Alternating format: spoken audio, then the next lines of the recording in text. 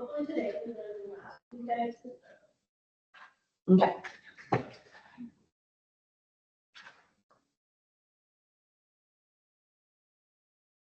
There is, maybe we can know about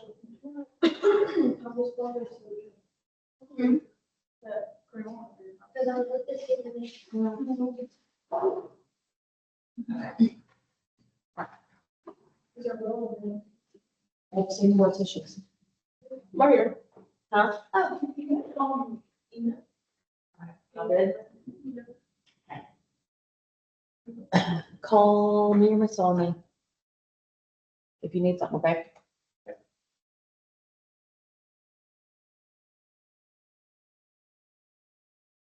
Okay.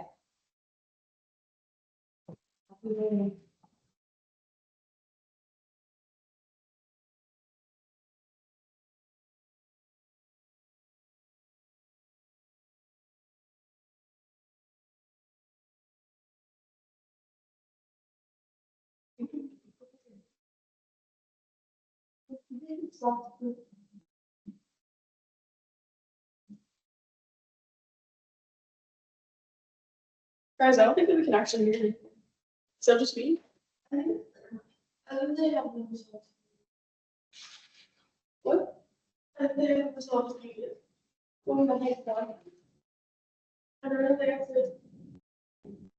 the slides. Somebody yelled like, hello. Do you think no? Well, one of the slides,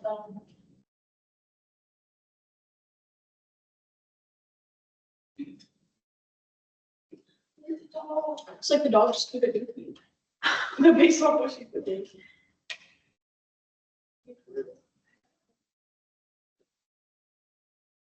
We can't hear you. Hello? hello. We can't hear you. Rocky. They still can't hear you. Probably.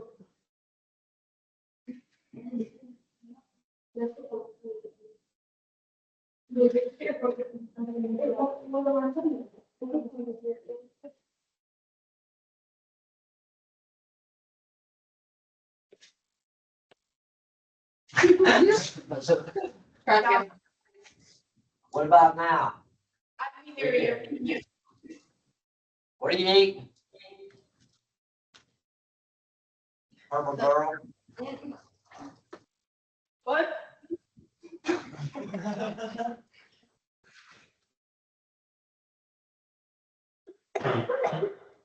You look at. He's looking at me. What did you say, dog? Yeah, what did you do to that dog? What's crazy? Yeah. Every did something to your dog. He has a problem. Oh, we all. I was gonna say no, we all. Oh, my God, your mom. What are you doing? Start bringing dog food today. They come in on this. So far, I don't have heads off.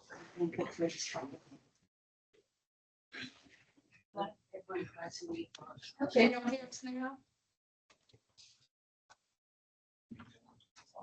Can you hear? Yeah. Yeah? Can you hear good? Yep.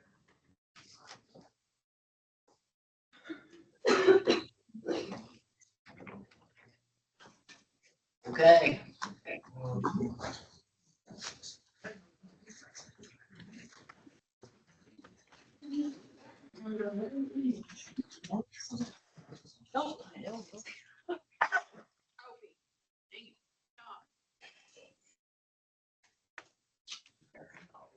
Yes, Linda. We're all just here.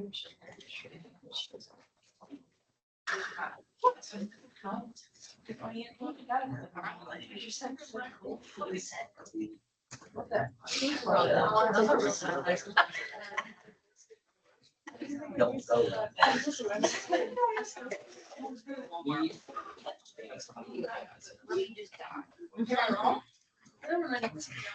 Gainesville students.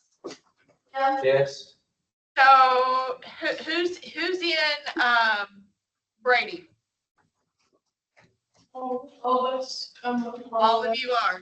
Okay, on break, can you help Tatiana and our Mountain Home students get in? Yeah. Okay, thank you. I can help. Well, I think we've got, it's a different system when we order these links or the vouchers for the book, so, I had to do mine online. I didn't get it sent to me. okay, So I did the same thing for hers. okay, all right. Yeah, if y'all don't mind. Yeah. Okay, all right, thank you.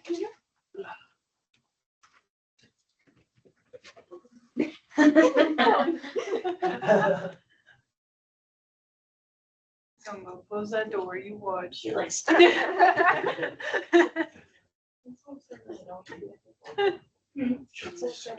You boy, you demon dog. I love y'all, and I love animals. I got horses that follow me around, dogs that follow me around. I do not do yappers. Okay? Then you don't want my boy. Yeah, for dogs or yeah, for people? Yeah. Okay, chapter 3. Again, I'm going to apologize to y'all because you need to know these things. It's boring. Everybody got their plastic fork to poke themselves in the eyeball to keep awake back there. You understand who I'm talking about? No. And pencil. I just, yeah. Yeah. I just assumed that you.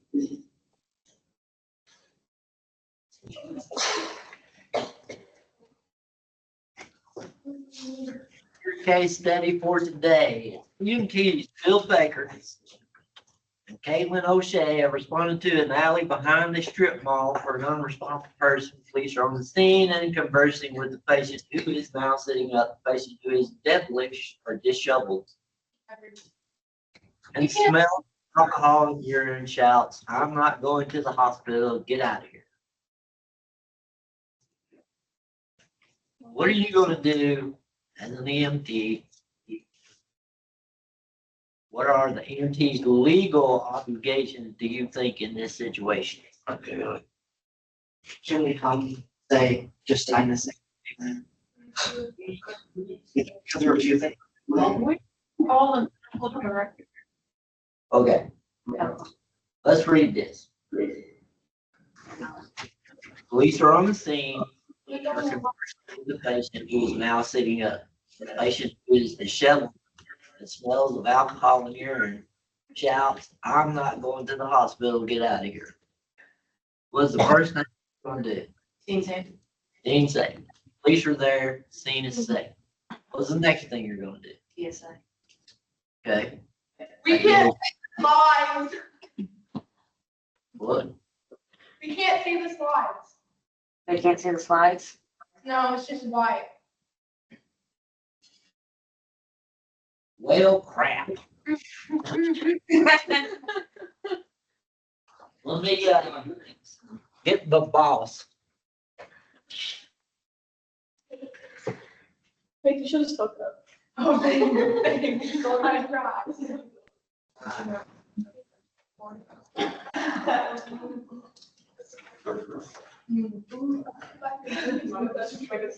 Yeah. 40%. He looks at that thing and but like a 40% chance. Someone can look at it. Look at it. It's against all for us. Yeah. Oh, that's mine. It's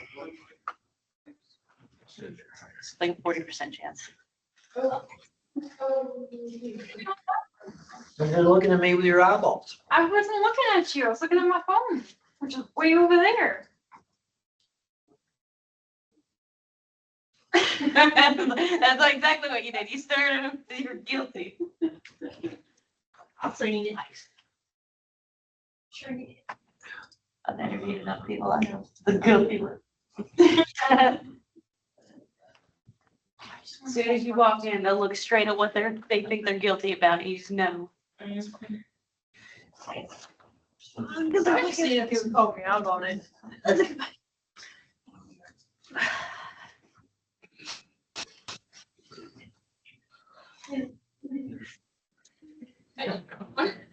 Is that 0? Uh-huh. You weren't ever for Christmas socks? I'm thinking tattoo. I like it. I like that. I love Nightmare Before Christmas. I'm twin. No, yeah, SpongeBob socks. I'm a huge fan of Nightmare Before Christmas.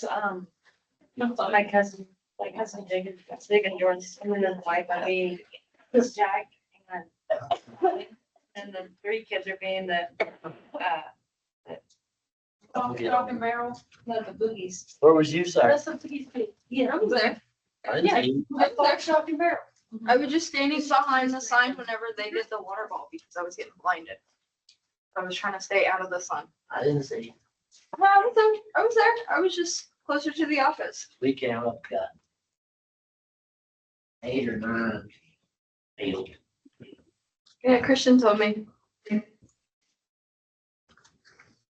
Are you talking about the water ball? I think it's funny, his peeve, we didn't show up. I love how that one still just like hangs down. I love you. Like, oh, wait. Can you see it now? I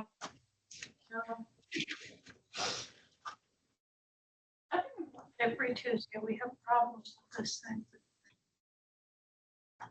We just see it off the camera, we don't see the computer screen. That's really on the side.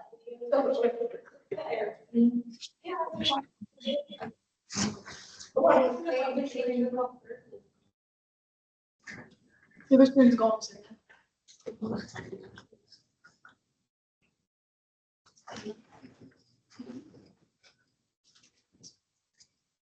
How about now?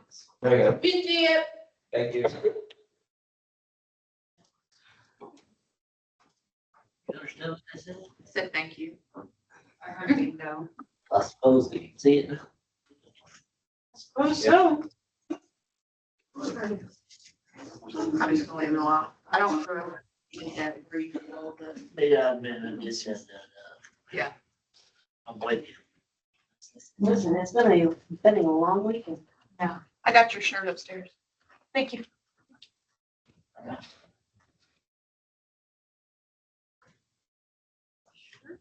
Okay, what are your obligations? Ethical. Do you have in this situation when you roll up? Respect the nation's wish. Okay. Well, you have them sign an AM or AMA? Yeah. What do you need to do before that? Maybe check if he's. See, I get to check their cognitive oriented. Okay, concept alert warning times 3, what else?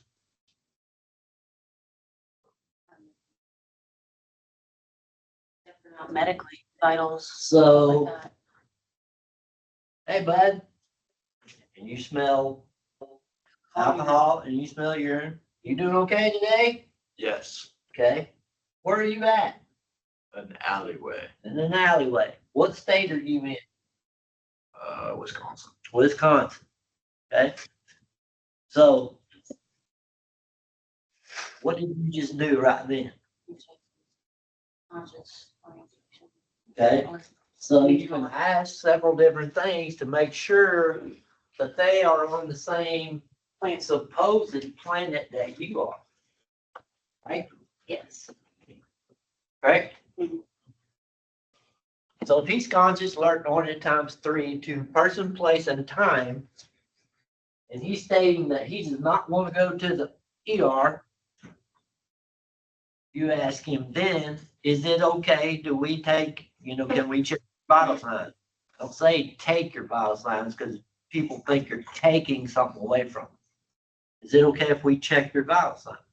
And if he says yes, you do his vital signs, document his vital signs, and then offer him, would you like to go, to the emergency rooms to be checked out? And if he still refuses, that is when you whoop out your AMA, then sir, I need you to sign this saying that you don't want to go to the hospital and you're also releasing us of responsibility for you. And if he tells you to go flush yourself down the commode, you just have, you put on your paperwork, patient refused to sign AMA, and then have police officer or first responder or whomever go on scene with you, witness saying that the patient refused to sign your AMA. And then you're covered. Okay?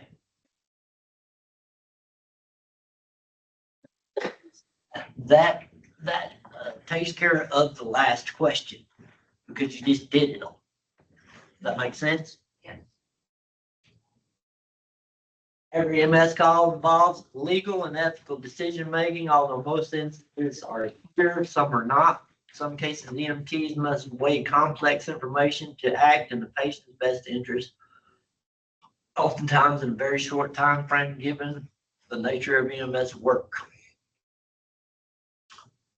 So if you're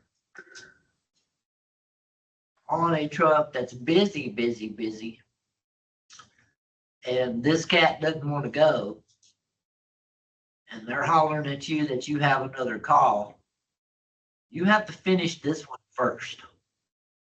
Okay?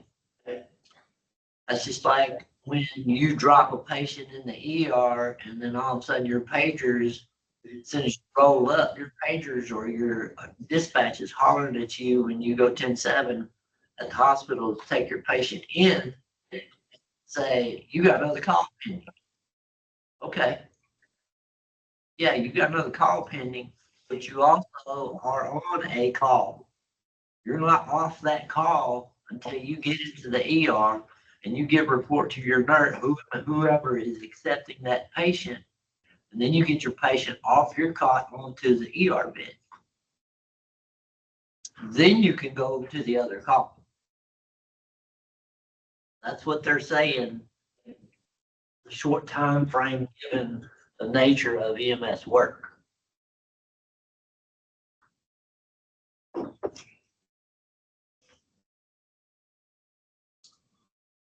Legal duties of your scope of practice and standard of care. You want to give the utmost care that you can give and do not go outside or above your scope of practice. You're only going to be able to do what you are limited to do, period.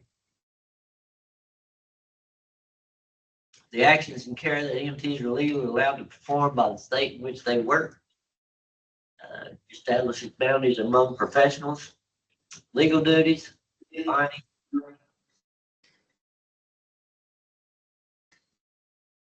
EMS scope of practical model, EMS education standards, state laws, regulations, and policies.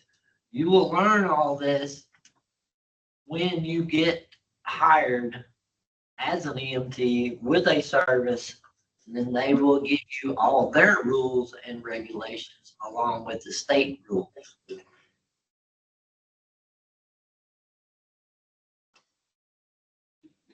Legal duties, standard of care, two principles. Did the EMT provide the right assessment and care? What do you think? You talk to him, he's constantly alert. When it comes through, person, place, and time, he still refuses to go to the ER.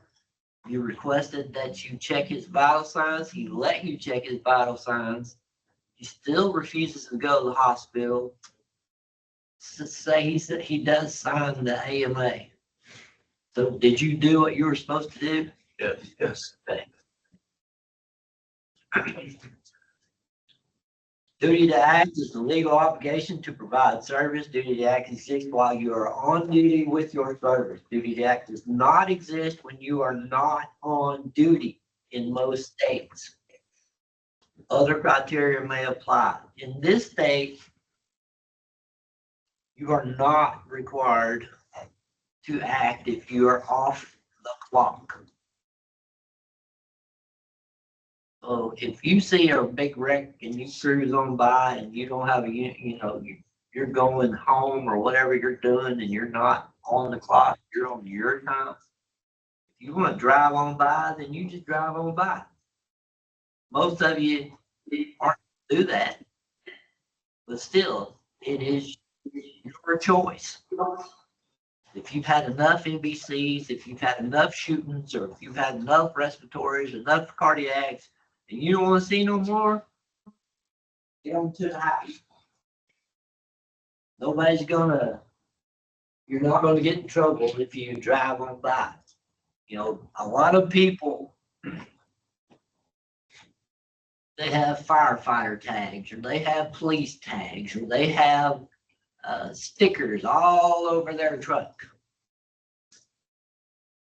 You know, first responder, or whatever it is that they put on their vehicles. I have never in 30-something years put any type of sticker on my vehicle, because that is my personal vehicle. I don't want my vehicle involved with stickers all over it saying, it's me, I'm an EMT, and I drove right on by a wreck. You see what I mean? You feel like if you had all that stuff painted on your vehicle, you'd be obligated to stop? Yeah. That's why I never, ever advertise anything. Because when I'm on my time, I'm on my time.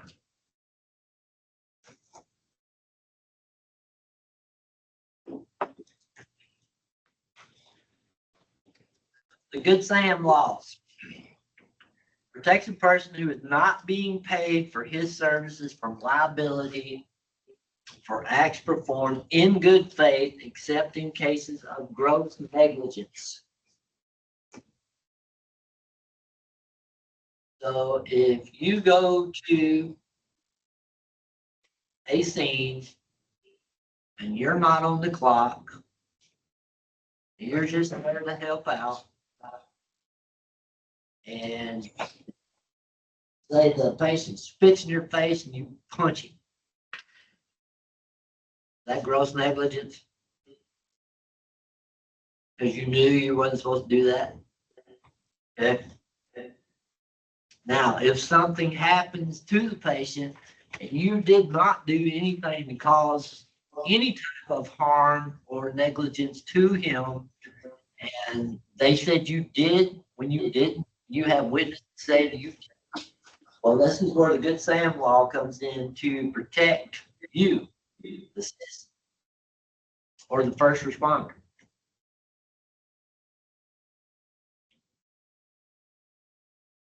Your legal duties, you must render to the best of your ability, work within the scope of practice, and do the standard of care. Do not go above your scope, and act professionally.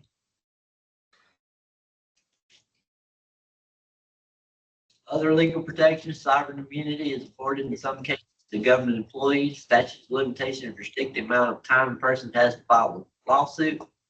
Contributory negligence on the part of the patient.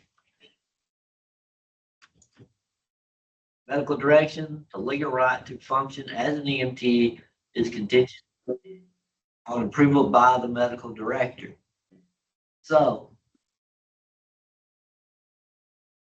we all work under one physician or several physicians, depending on what day it is and who's in control. You have one medical director that you can talk to if he's on duty by the phone or by the radio. You also have the attending ER physician. Sometimes there are 3 to 4 of them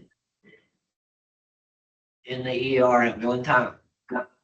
You need to talk to a doctor, you just ask for whoever is closest. Because they know, they know who the medical director is, and you're following the same protocols as, what they are. They'll tell you what you need to know.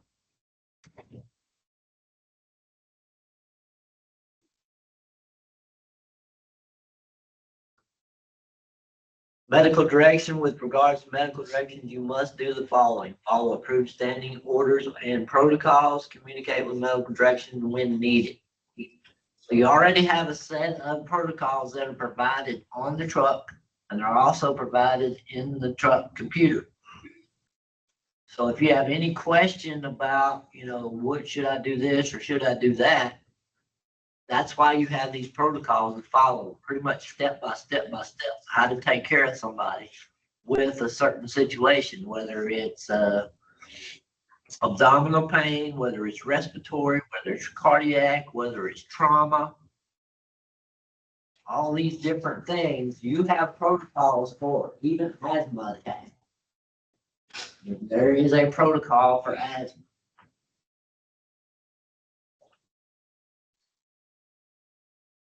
Ethical responsibilities, ethics, is a philosophy focused on the study of morality. Typically, groups or professions have ethical standards, morals, concepts of right and wrong. This is often an individual's perception. You were taught when you were growing up the difference between right and wrong. Correct? Correct. EMT code of ethics places welfare of the patient above all else when providing medical care. You serve the needs of the patient, maintain your skill mastery, remain abreast of changes in EMS, critically review performances, report with honesty, work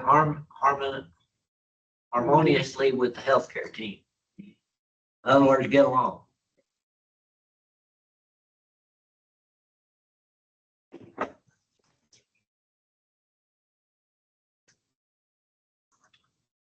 Ethical and moral conflicts. This will arise in your career, occurs when personnel morals conflict with the ethical conceptions of the profession. What would you do if you had to care for a wounded shooter that killed several children in an elementary school shooting? Like you would anybody else, Okay, why? because it doesn't matter what he does, you're right. You as an EMT has to treat him like you would equally treat everybody else, no matter what he did. Yeah, your job is not to judge. Your job is to take care of the wounded, correct? No matter what you think, you're still obligated to take care of this person. You have to care for a terminal patient requesting no treatment, yet does not have a DNR. Still gotta treat him. You have to treat them, I think it's moral, you wouldn't want to. I get them confused, switch back morally, wouldn't want to based off what the patient wants, but Right. ethically, you have to. Ethically, you have to. Morally, it's up to you. You wanna follow the patient's wishes. Right. I mean, you got a 90-year-old male patient, he has stage 4 cancer with metastasis. I mean, and he says he don't want you to mess with him. Just do the minimum. You know what I mean? Give him his vital signs. Take good care of him. Treat him with respect. That's the most that you're going to be able to do with him anyway. You can't start IVs, you can't give him medication, you can't do any of those things. But you can be kind, you can give him a little supplemental O2. Correct? Correct. It don't matter if he's got a DNR or not. Just treat him with respect. You had to care for a patient wounded by police after they just killed their spouse. Same thing as the first one, right? No judgment. I mean, in your mind, what are you thinking? Yeah. You're sorry, you're psychotic. You know what?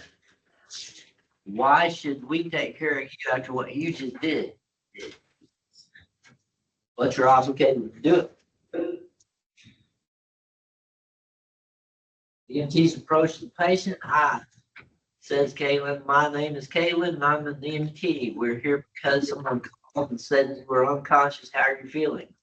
Like we've got too many people not minding their own business. That's how I feel, says the patient. Why don't y'all just go away and leave me alone? Should Caitlin Phil do as the patient requested to leave home?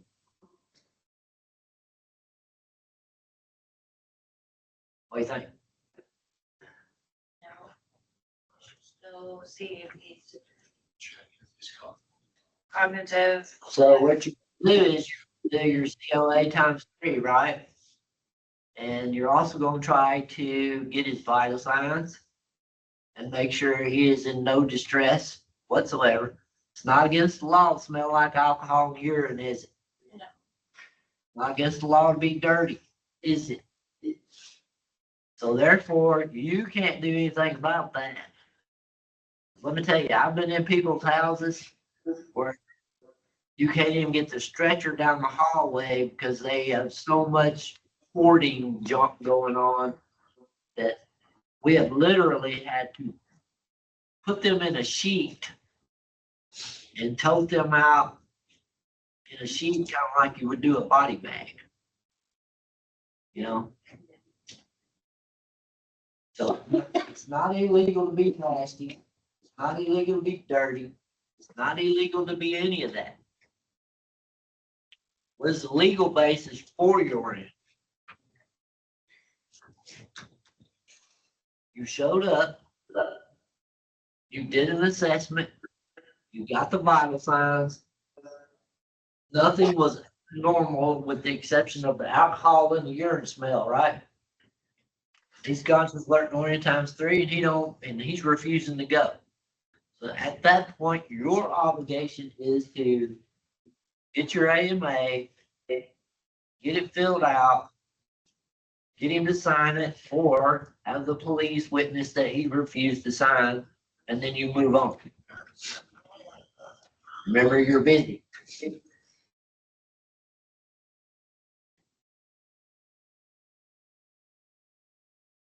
You believe Caitlin and Phil should stay, what do you think they should do next? Exactly what we just went over, right? I mean, you can only do so much. Competent patients have the right to accept or refuse emergency medical care. You must obtain consent or have a legal right to do so before providing care. Types of consent, there is informed, expressed, implied, minor, and involuntary. End-of-life care advanced directives based on the patient's right to self-determination. Documents the wish of chronically or terminally ill patient does not to be resuscitated. Legally allows the healthcare provider to withhold resuscitation. So if they've got their little advanced DNR, their whatever, what are you gonna do for this patient?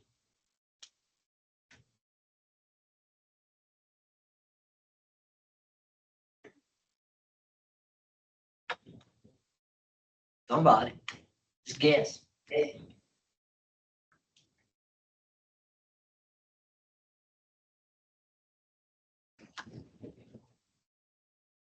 he's terminally ill and does not want CPR.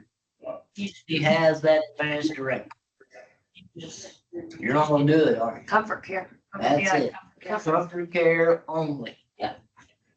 Which is Oxygen and maybe a little if it's oxygen. not against their DNR, Right.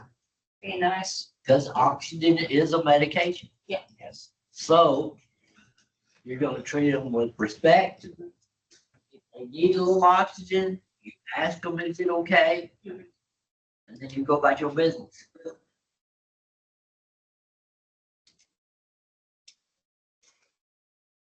You have different types of advanced directives, a DNR, a living will, healthcare durable power of attorney,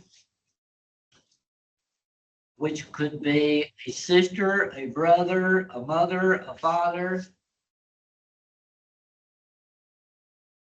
children, grown woman has power of attorney over her father or her mother. So that makes to where you have to listen to what they say because they are the deciding factor on this patient, whether You know, whether you treat them, whether you don't, whether you transport them, whether you don't, you have to listen to the power of attorney. Physician's orders for life-sustaining treatment, you just do what they say. There's an example of one.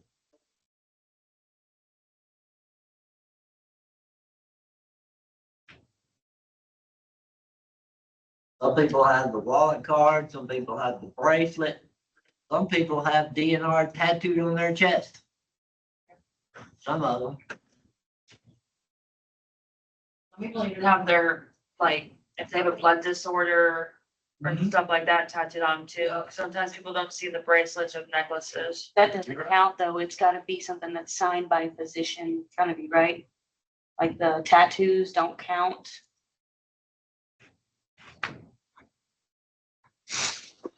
Well,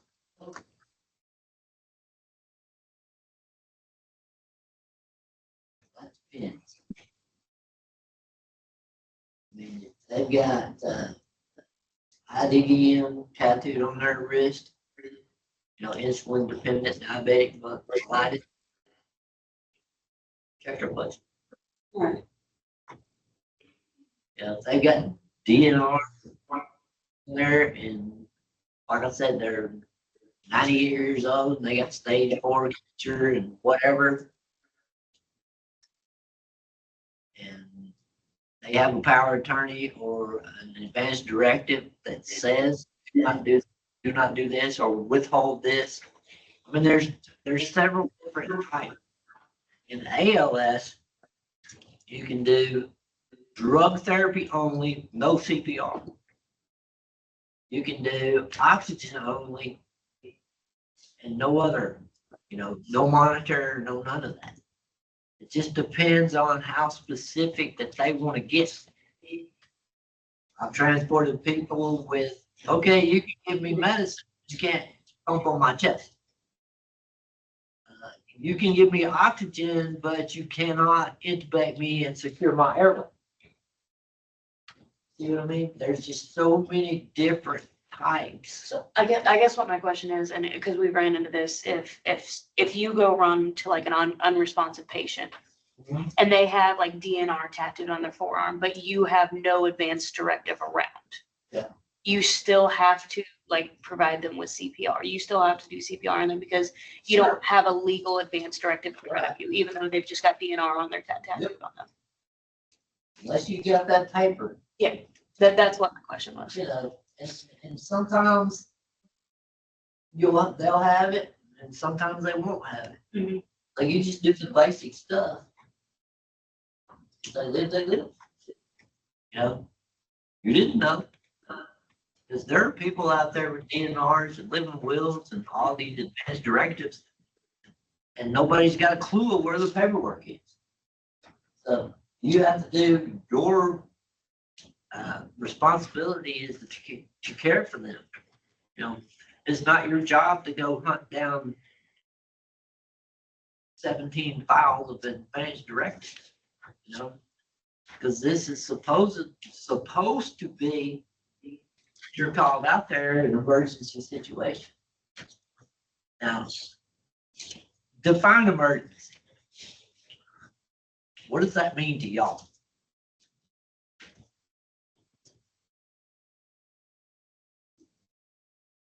Dire situation. Okay, give me something. Heart attack. Would you consider a heart attack an emergency? Yeah. Would a patient, do you think, in their family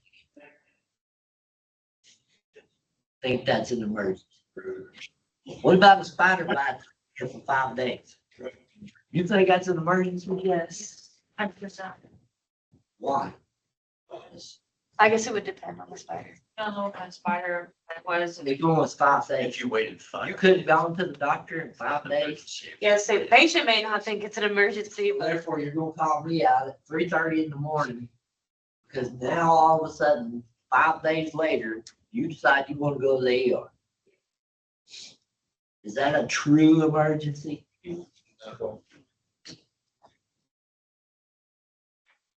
Tommy's 5 years old. He fell down in the yard and he's got a paper cut in his middle finger. That is an emergency. Well, to the public, that is an emergency. To the public, 5 and 5 for 5 days is an emergency. What we see and what we deal with, you know, if I pull up on the scene and I got, somebody got cut by a box cutter and blood shooting 3 feet out the side of their neck, yeah. We're gonna get down on that because that's an emergency. So you get where I'm going with this? As you progress and you get your EMT and then you get a job as an EMT, you will find when you're doing this, that you're gonna get called for the dumbest stuff ever. I've had diarrhea for 5 days. Are they dehydrated? Probably. Could they have gone to the doctor? Probably. You got some people that will go to the doctor for a broken fingernail. And then you've got some people that won't go to the doctor and they're having an MI or something else going on with them that constitutes an emergency and they won't go.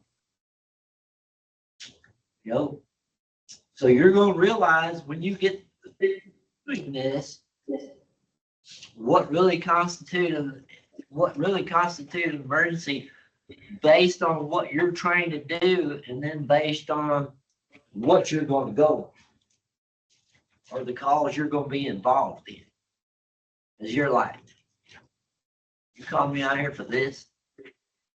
What's wrong with you? But to them, that's an emergency. Go ahead. You're good. But you see what I mean? Yeah, Billy Bob's over there with half his wrist hanging off of him. Carol Jean's over here whining with a snotty nose. Which one are you going to take care of? There you go. Guess what? That's what they named Kleenex for, right? Yes. Advanced directives issues and advanced directives determining validity of the document, determining the orders, conflict between DNR and the both, and wishes of the family. So here's the situation. If you come to this residence and they have a DNR and they have an advanced directive and Pawpaw's laying there on the floor and Pawpaw is pulseless, Pawpaw is apneic, and Pawpaw is dead. And they have all these things, but Billy Jean over there in the corner says, I want you to do CPR on Pawpaw. What are you gonna do? Even though they have all this paperwork. You got 16 family members there. 7 of them say do it. 8 of them say don't. What are you gonna do? What do you think you're gonna do? Not do the CPR. These are the other.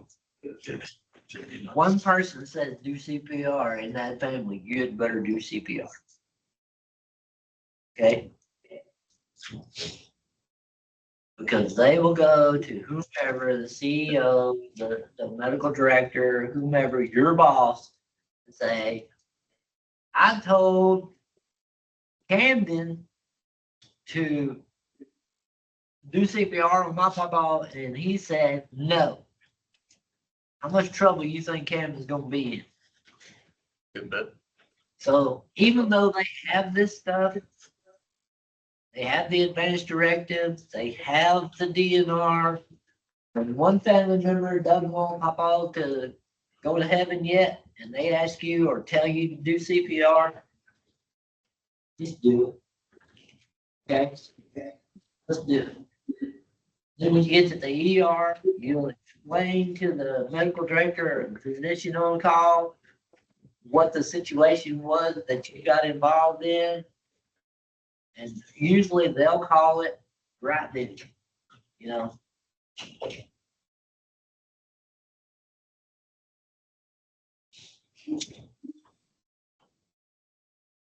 Want everybody to get a circle that back table. You get circle, you just put your hands up in the air and slam your hands on that desk.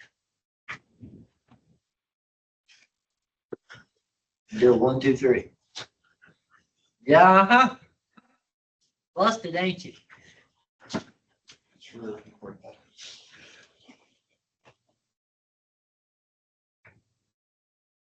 You and I need to go in the office. Because I can make that happen. So, wake up. Do you need some coffee? Mountain Dew? Huh? We're not gonna have this again. This happens one more time, and me and you going in there. You understand? Okay. Responding to advanced directive issues, if in doubt, consider initiating immediate treatment. Contact medical direction, continue treatment until the issue is resolved. Document, document, document, document, okay? So if they have the advanced directives, they have the DNR, Billy Joe says do CPR, Annie says don't. His other brother says yes. Just do it. Get them in the truck, do your thing. It's good practice. You're not gonna get in trouble because you did what you were asked to do. Okay. So, like I said before, when you get to the emergency room, you explain to the attending physician what happened and what transpired en route. And like I told you, they're a Sicily and they've been like that the whole time that you transported them, and you even did CPR, you did the BVM, you did everything you're supposed to do, for your BLS, you're not gonna get in trouble, okay? Usually that doctor is gonna call it right then, as soon as they hook them up.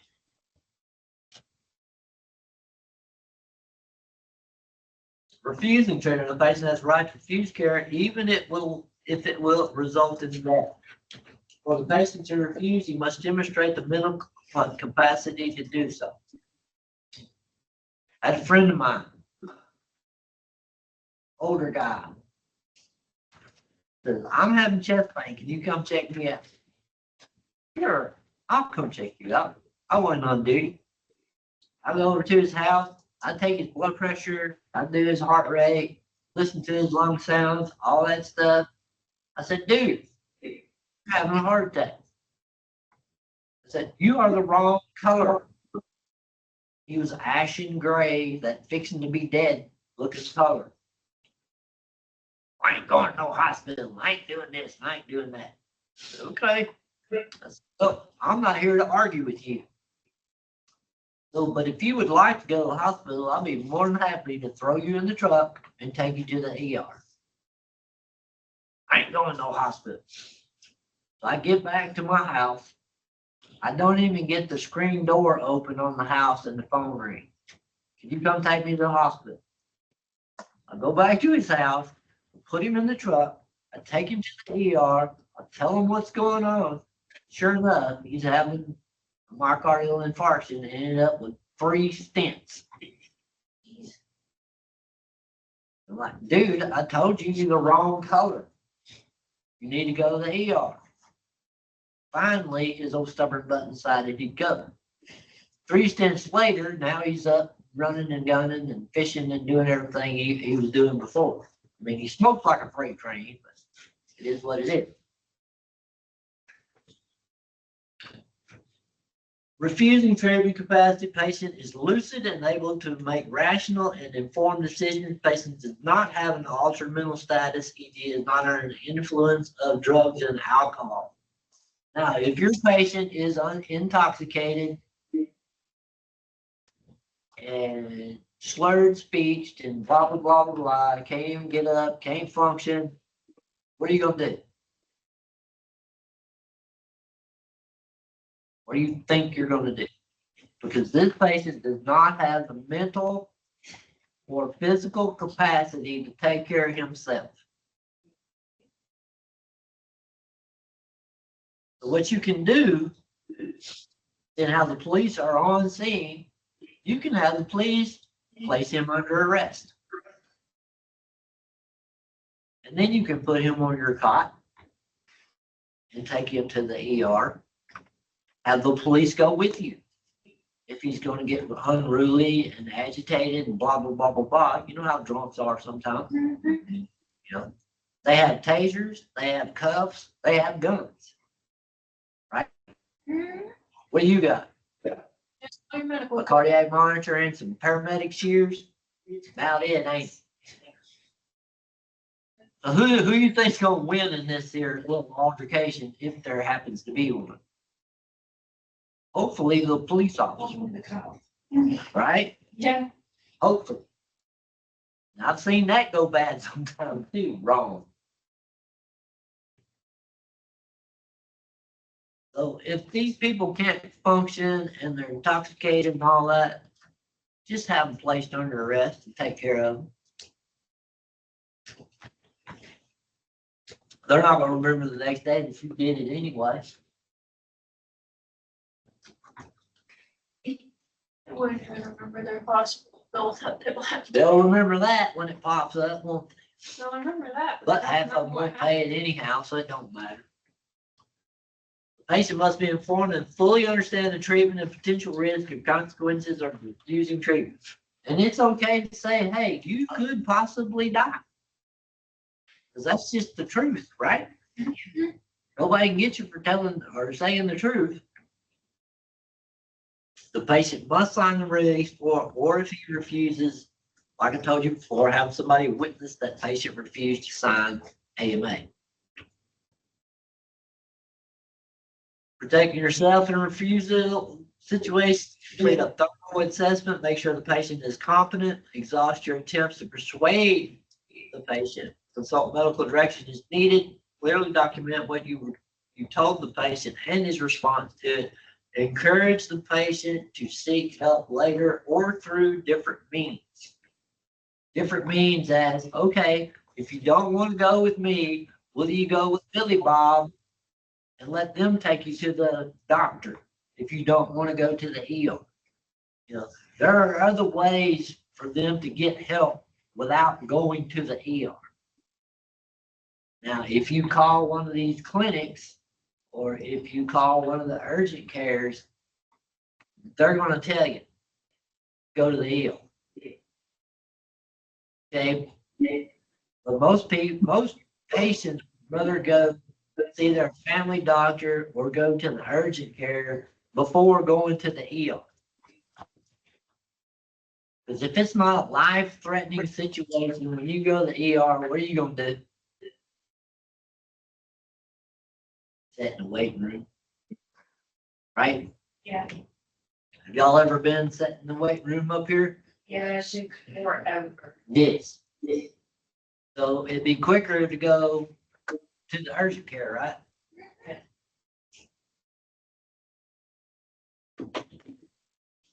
My sister had a dog fight that was pretty bad on her wrist. Yeah. And we went to the emergency room. We sat there for like 2-3 hours and it wouldn't stop bleeding.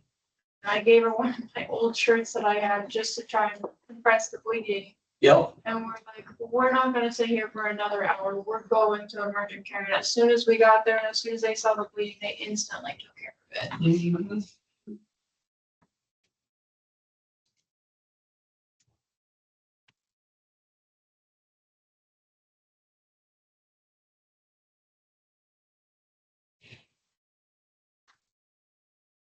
always keep a complete and accurate documentation, no matter what the patient said. When you're talking to them in the refusal, document it. If it's curse words, document them. You can't get in trouble because that's what's coming out of their mouth. You know, you didn't say it, they did. I can understand how you might feel like people are in your business right now, says Caitlin. We are here to help. But before we can decide what to do, I need to ask you a few questions first. What is your name? Mike Blevins, Mr. Blevins, do you know where you are right now? Ask Caitlin. Begin the process of determining the patient's decision-making ability. What we just went over as far as patient conscious alert oriented times 3. Where are you at? What state do you live in? What is your address? What is your phone number? Blah, blah, blah, blah, blah. And that's just to make sure that these people, like I told you before, are on the same planet that you are. Or some of you may not be on this planet, but you know what I mean. What questions should Caitlin ask to help her decide whether the patient has the capacity to make an important decision such as consenting or refusing medical care? Blurt it out. Somebody. Alex. You know where you are. What else? What time is it? What's your name? Okay, what else?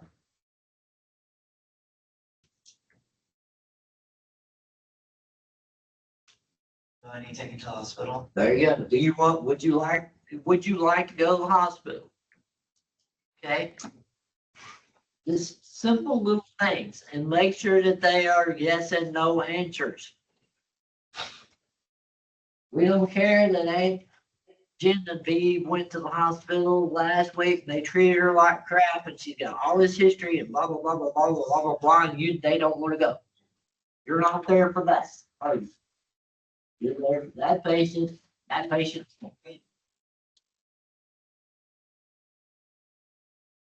Negligence, a breach of legal duty creates a lot of two types of negligence exists, be criminal and civil.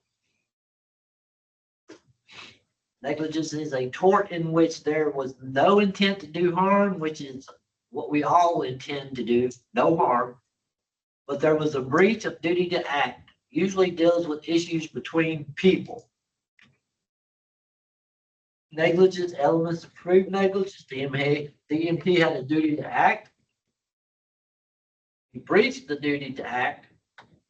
The patient suffered harm or injury or damages from his breach or his negligence. The injuries were the result of breach of duty from the cause of why he got worse.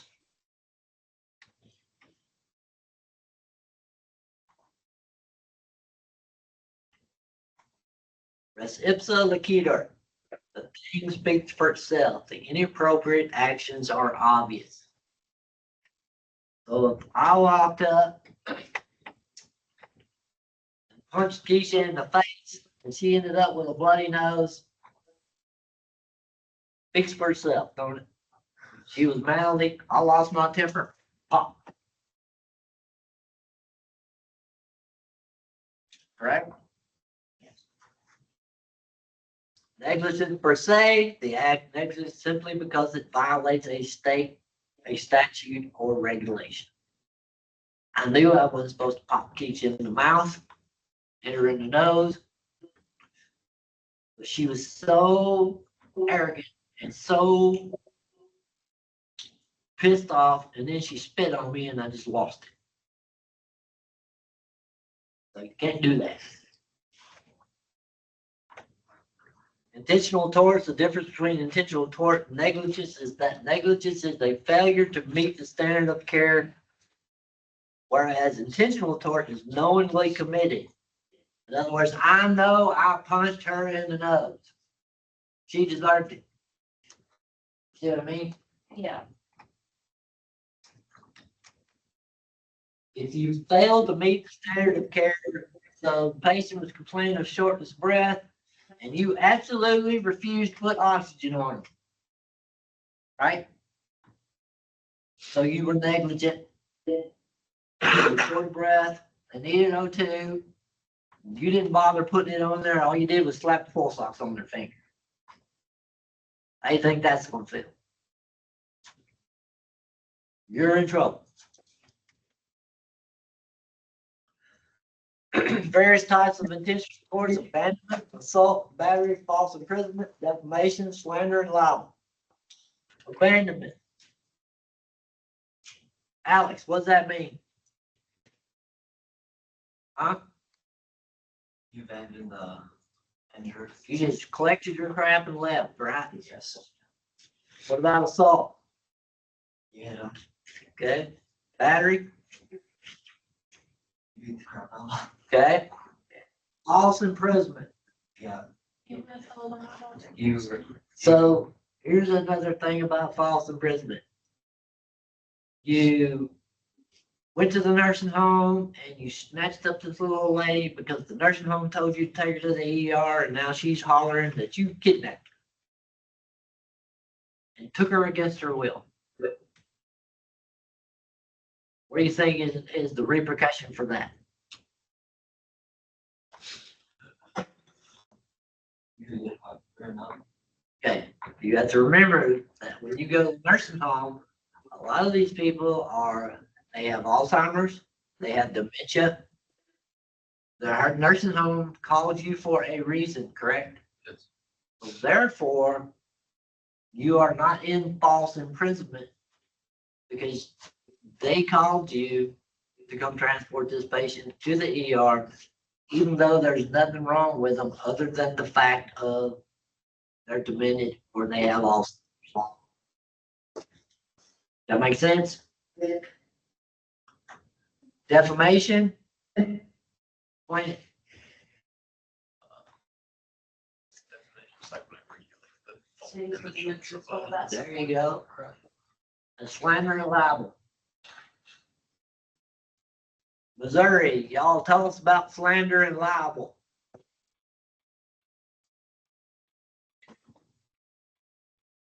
Y'all even awake?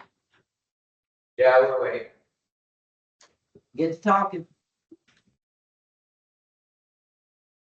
Is it like slandering, like spreading misinformation about that person and bringing a bad reputation to them? There you go. Very good.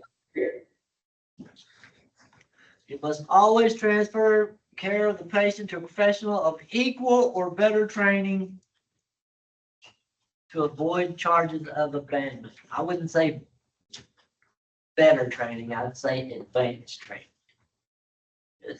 I don't think anybody's better than anybody. You know? I'm not better at you than this. I just know more than you.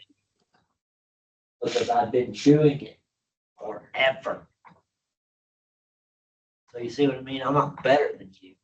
I'm trained higher than you are, but I'm not better than you are. Right.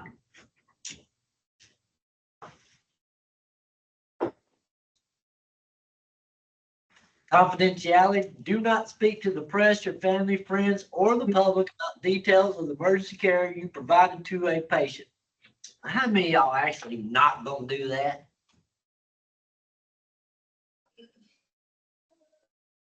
But yes. If you get a good call and this dude got 7 holes in his chest and you saved his butt and you got him to the ER and this cat lived to tell about it, just remember, we were trained a long time ago, do not remember details. Patient's name, the patient's address, the patient's age. Just put a blank in your head about that. The only reason you need to know his name is for your paperwork, and that's it. Because if you go out to an NBC and this cat's laying out on the highway and his pelvis is shattered and he's got a broken finger and left radius and ulnus is busted, man, this is a good call because you get to do your stuff. We don't care if his name is Michael Jackson or Freddie Jackson. We don't care. Don't mention names and make sure that you don't remember the names of the patients or the names of the family. That's not important to us. The important part is that we got out there and you had this kick butt call. You had all these things going on with this call. But you don't know their name, you don't care. And you're gonna tell your friend, you're gonna tell your wife, or you're gonna tell your husband, or you're gonna tell your best friend, you're gonna tell, the people that are closest to you. Don't remember their name, and you got it made. Okay? That way, you didn't slander, you didn't defame them, you didn't do anything other than go on this kick butt call. Got it?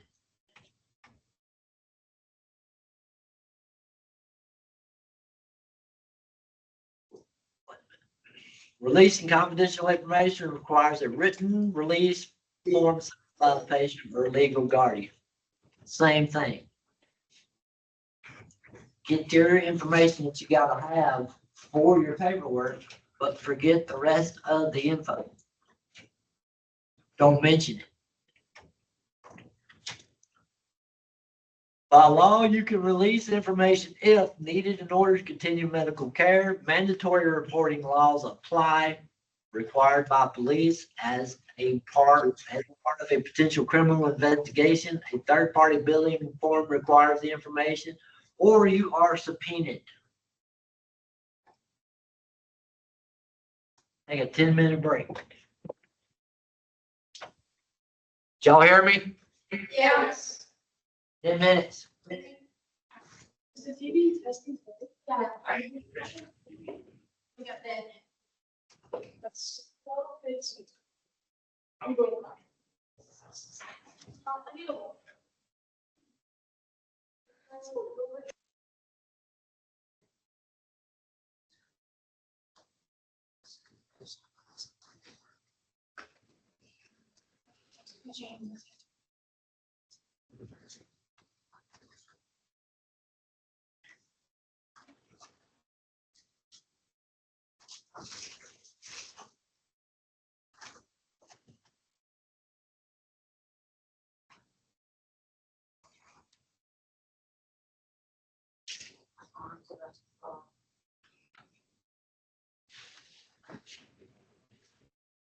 Okay.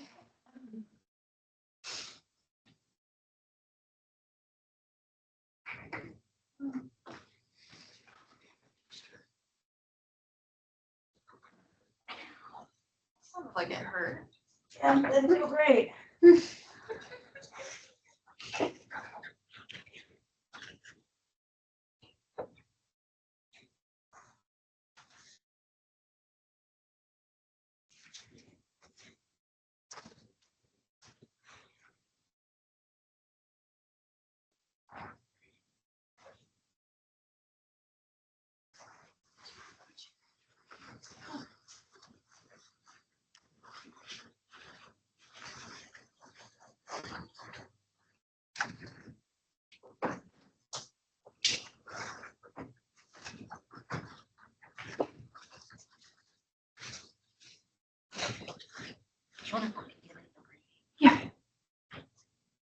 I know this is boring and I apologize. But unfortunately, we gotta do it. Well, you gotta do it.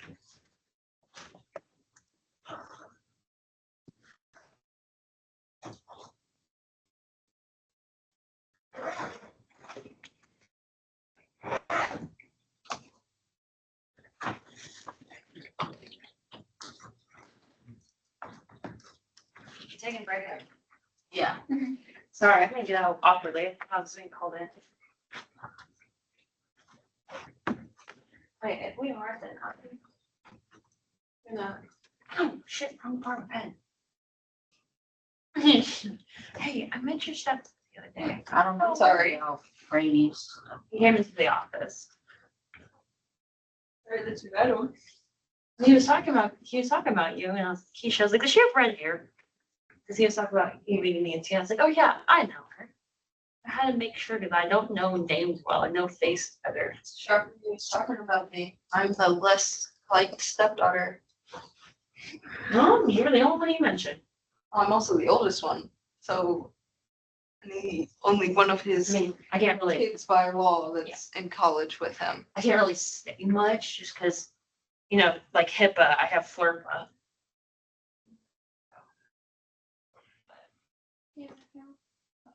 Yeah. Oh, with these, Yeah, I'm pretty sure. Yeah, you do.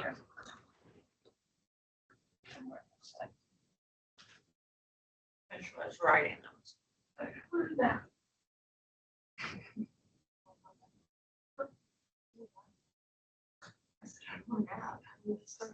Yes, I laughed at myself. Because I started thinking, so. This is what you should have Because you wanted to do last week. Yeah. Cause I made them, you were counting this guy. No, because now I'm wondering. We go over this slide yet? It would still pop up. We did. Yeah. Kinda went over. Oh, fingers for lunch.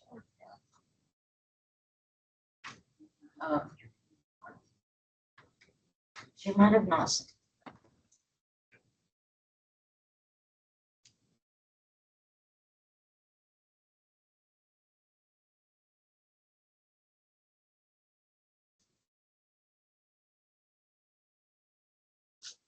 That's Michelle. Yeah. Yeah, I don't even have anything on.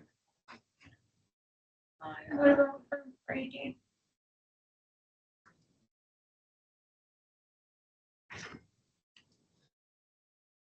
I don't know why it's not popping.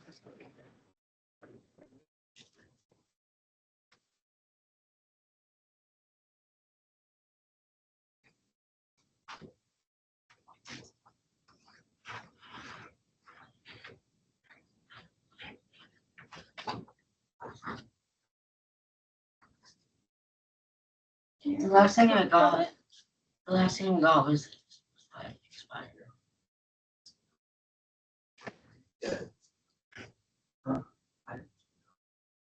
You need the purchase code to be able to access it. I haven't gotten it.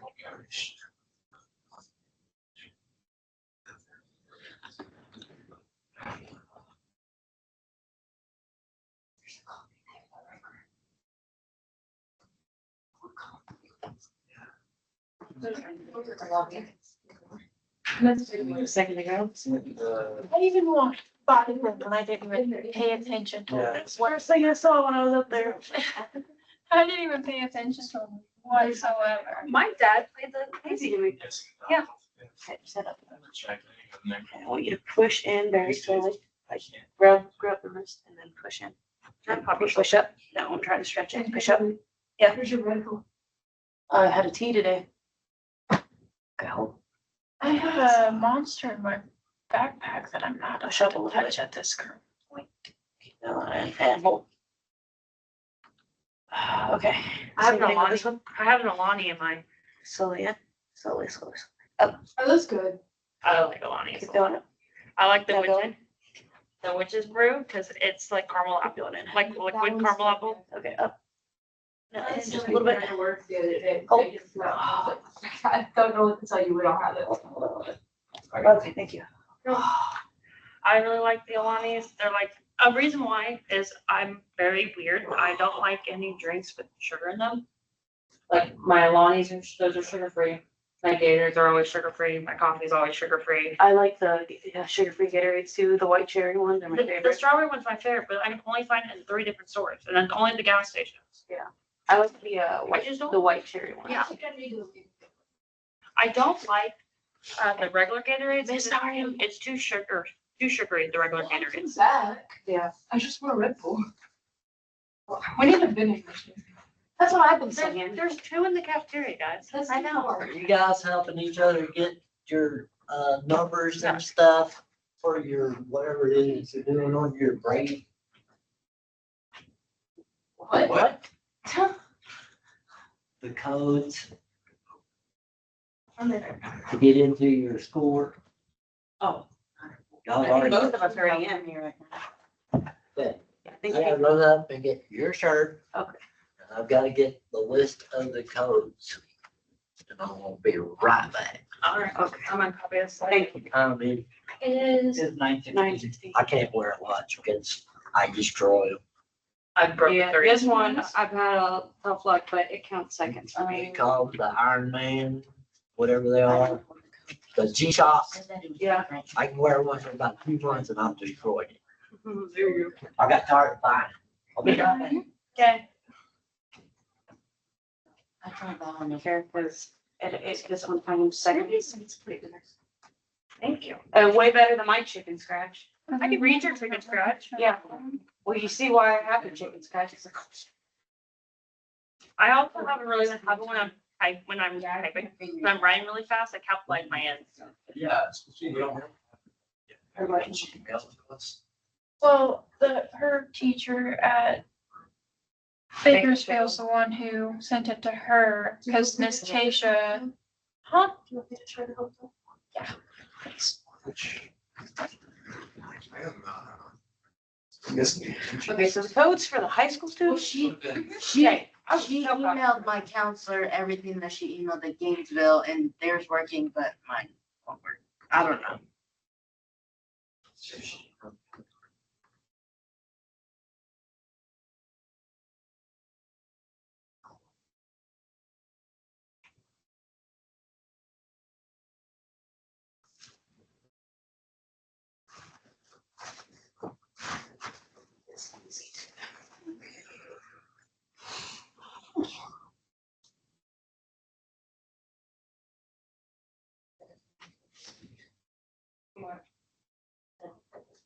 Oh.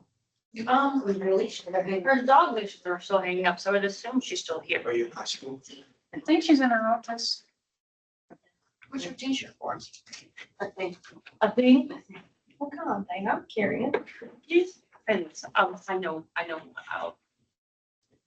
curiosity, yeah, but, did you see that I didn't know that Mount Rome was doing a 5K run over.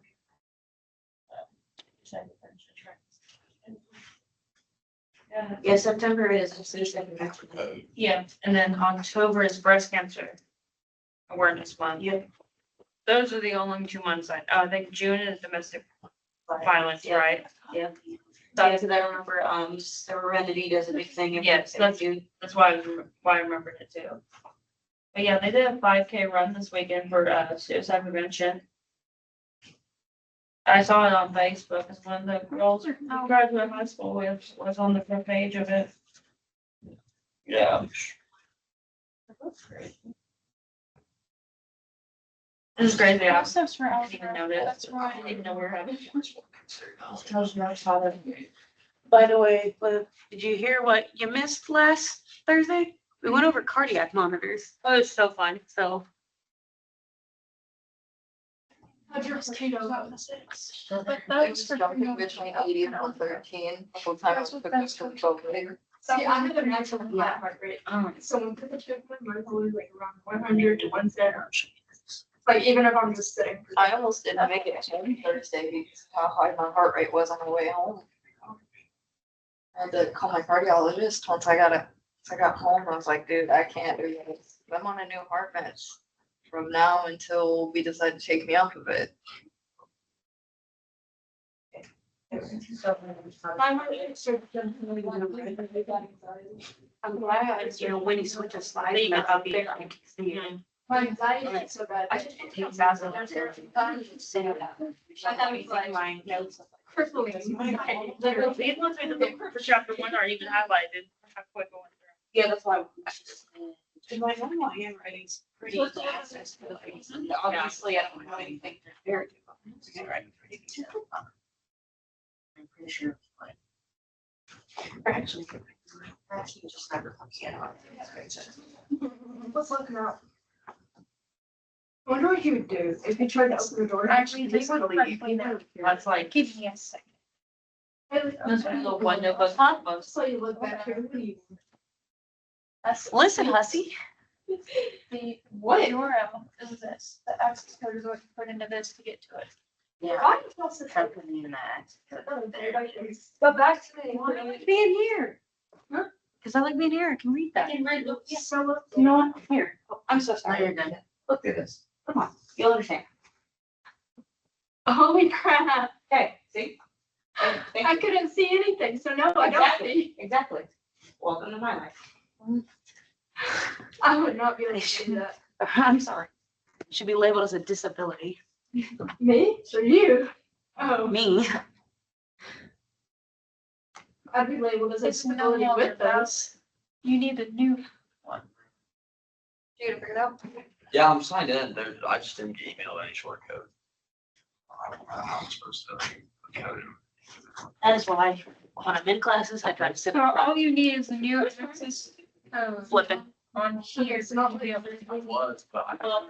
Well, let me put it in perspective. Flippin runs pretty much all calls for Ray Valley and Fairview because we're all pretty much the same It's group been together. off for. And I'm a volunteer. I don't work there full time, but I run calls for Ray Valley and Fairview as well. We're autoing. Maybe, but it's still wouldn't make a code. Apply. Well, yeah. I applied, and then there's some classes you have to take within your first year. You have to take wildlands. I You have to take that after class. You have to take hazmat. I don't know what's the course code. I don't know. I'll literally all I need. Yeah. I know what you need to get into it. Is she still enrolled in the course? But you just apply and Zach doesn't have the. 2 years ago. at all. you go to the. Because I guess after the temporary access ended, it took his course Or off. flipping, they give you now. Because he has to have a whole course code and everything now. We vote on it. It's a group. Hey, Zach. And she doesn't just. You're here? Was that one problem sign? Once again, I'm a technical person. It's not technical, it's my helping you, sorry, so. Flippin has that feature. What's up? Chicken butt. No, freaking. We just got notified that my chapter 4 tests are regraded. So. you I get made it paid 42 out of 50 for- counts in psychology. Well, apparently every question was a bonus question. And So she gave me an 84 out of 50. Nice.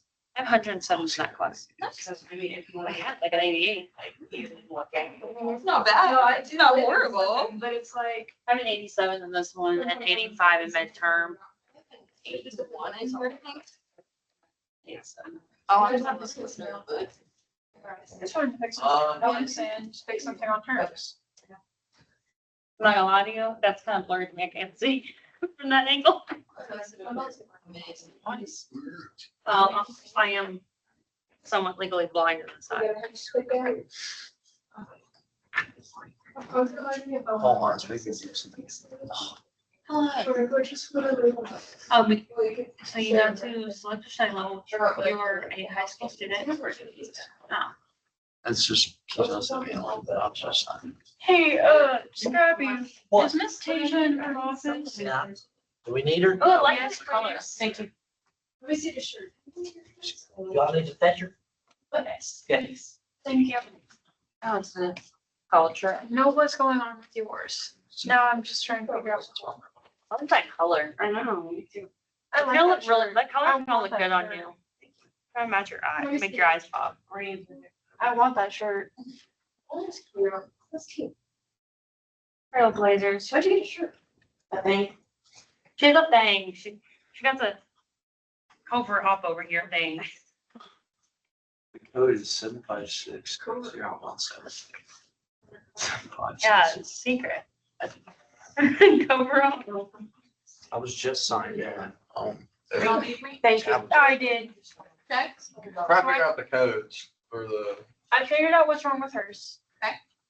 The access code that was in the email that the teacher from Bakersfield sent is no longer available. So I have those here. Yeah, that's the only problem with her. Other than that, I can get her in. Gainesville? What codes did y'all use? Because you have to use the access code that's. We used that one. Here, I have one small thing. On the heel, yeah. You might just have to do it calendar. Because I went there, we kind of just like went through and someone had used it already. either. I do. We So- usually start with, yeah, we usually start with 5G. On that page we use. Okay, say again, I'm sorry. I couldn't hear you. What was that? What was that in right now?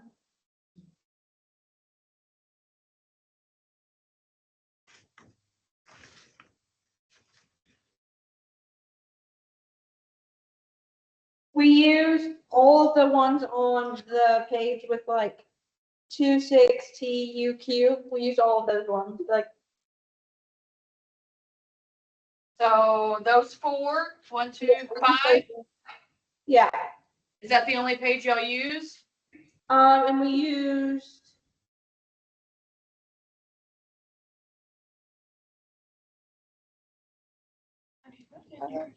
Yeah. and we used a couple on the other one, but I'm not sure which ones it were because I wasn't there when they did it. So we kind of like, we kinda just did like, we just went through and like, if someone else has used it, it won't let you use it. So we kind of just like. I just need the code. 1, 2, 3, 4, 5, 6, 7. Did you use the one with the 2 on it? So I just need the code. That would have been 7. The course code. No, we didn't. No. Oh, okay. Code yet. So I'm gonna assume it was the first 2 with the other 5 on it. 1, 2, 3, 4, 5. Lisa. I don't know. All right, since y'all had to go through Brightware, can you walk us through it, what you had to do? I know how to do it in the station.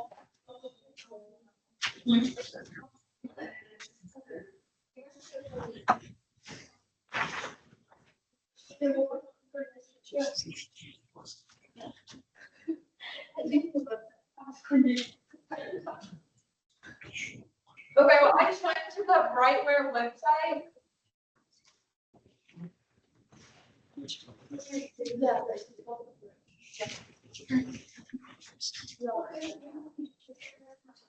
Oh, it says your instructor's course is not accepting registration. Yeah.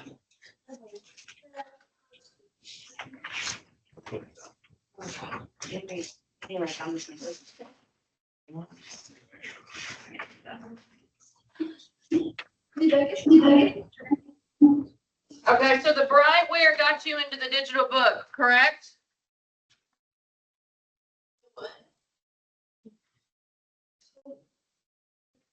Except Friday was Friday. It got us into that, it gave us the code for like the whole thing. Yeah, it got us into the book and then it gave us the code for like the whole course, like on the Pearson website. Okay, so that was like in the front of the digital book, or where was it at? Was it on the red shelf? Yeah. Okay. Yeah. So if I give them the PIN numbers, they put that into Brightware? Yeah, and I just put it in like, it does this and then you go and you put in the code Okay, after you sign in. after you sign in. Yeah. Okay. Yeah, you have to create an account on the Brightway and then you put in the code. Okay.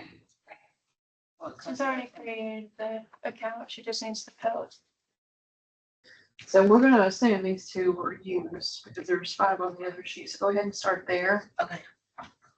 And then y'all just cross them off. You use them. You're there. What, Brightware? Yes. It's on, it's a red shelf, right? The one that we're on right now is Brightware, is where you go and find the digital stuff. This is one. I'm trying to look.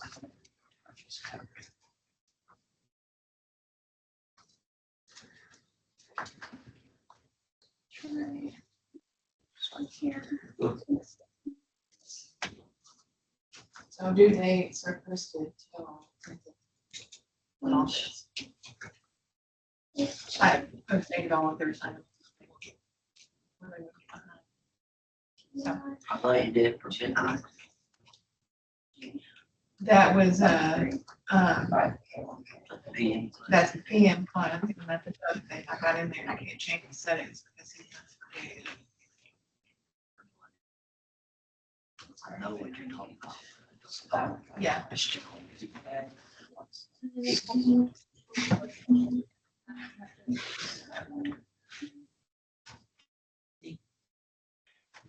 You know, on Tuesday and Thursday, that you are,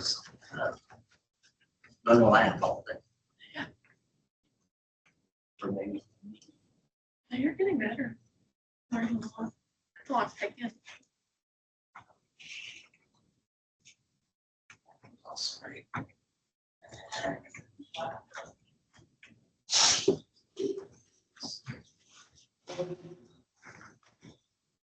So has anybody listened to the podcast?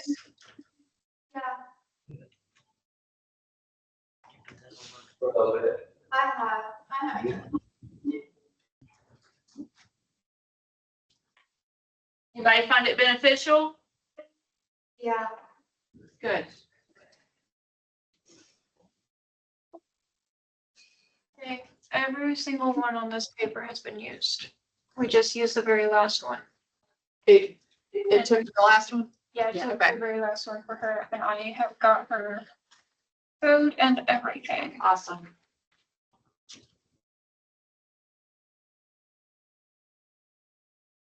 Like you, Skinny Pop. Yeah. Who's left? So only one? All right. Mr. Allen? Is Allen? There you are. Under pressure screen. Okay.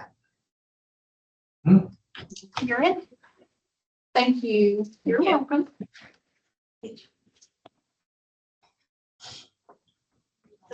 are probably just sniffing around you. So, are they going into the right where now? Right wave, what is that? Right wave?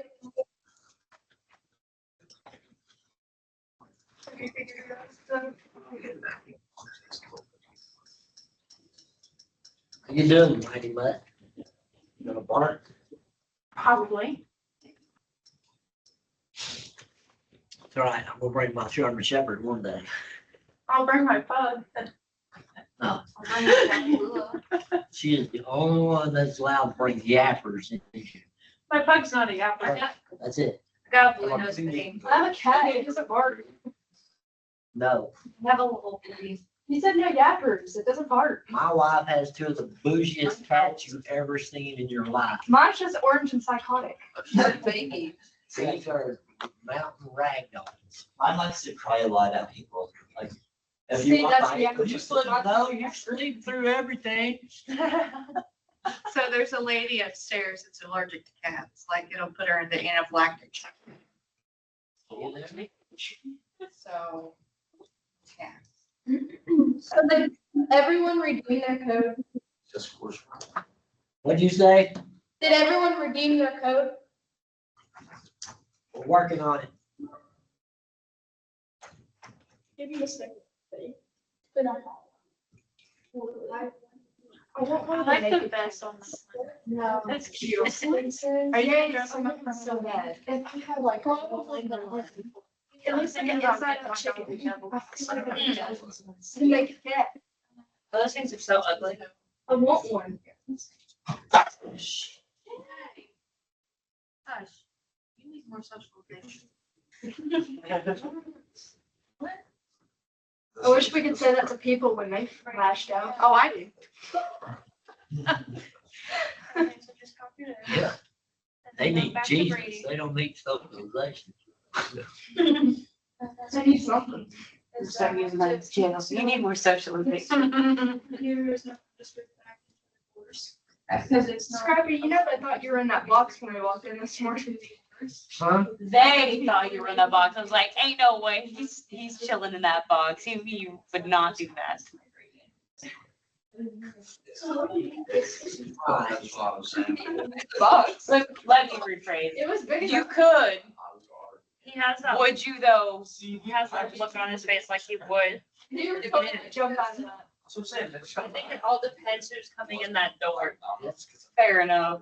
I can tell by reading his face. We'd all been here for like 20 minutes, so I ain't chilling in a box for 20 minutes for prank. I've done it. I've done some pretty evil stuff. Fair enough. Make sure that it's. I don't think it's instant.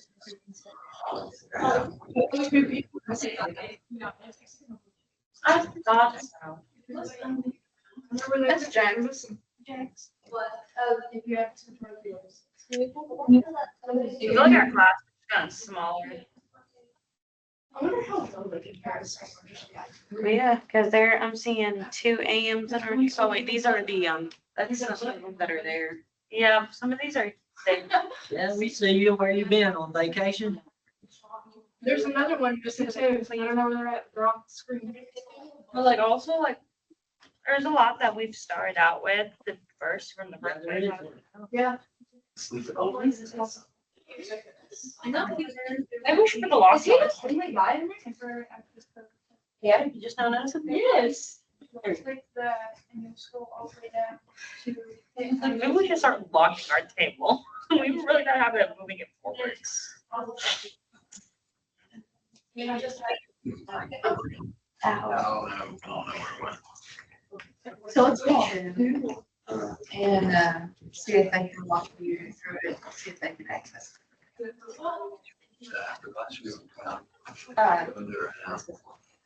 Yes. They're down now. Okay. So I've got to walk the camera.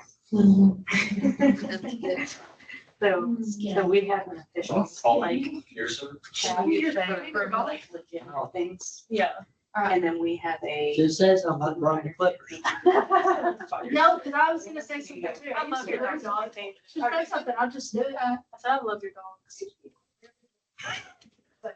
How do I get this back? I'm gonna put down the whiteboard at the fire station. She asked me, there's drama going on in there. Wait, no, bring us back. So you just put down here, need another chapter.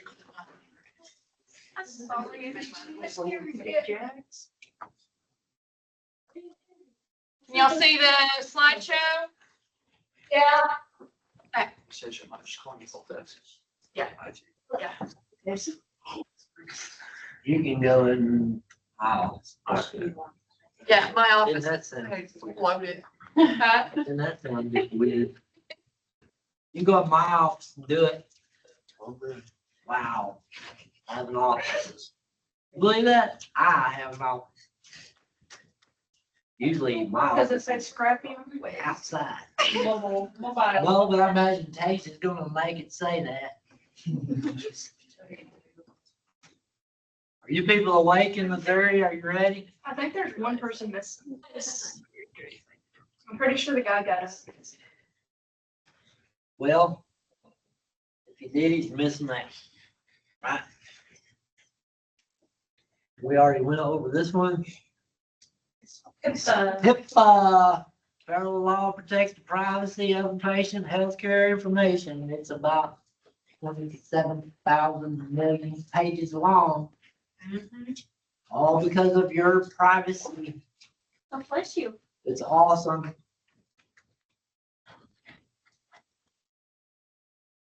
You may discuss the patient specific information only when there is a medical necessity. You must receive training in your agency's policies, which you will get to do on the computer, blah, blah, blah. Patients must be provided with the privacy policies after, usually they'll, when they come into the ER and then the, demographic people come back there, they will have them sign the HIPAA release, and they will also give them a copy of it, which most 99% ball it up and throw it in the trash because they don't want to read all that junk. Federal regulations exist that ensure access to emergency health care regardless of ability to pay.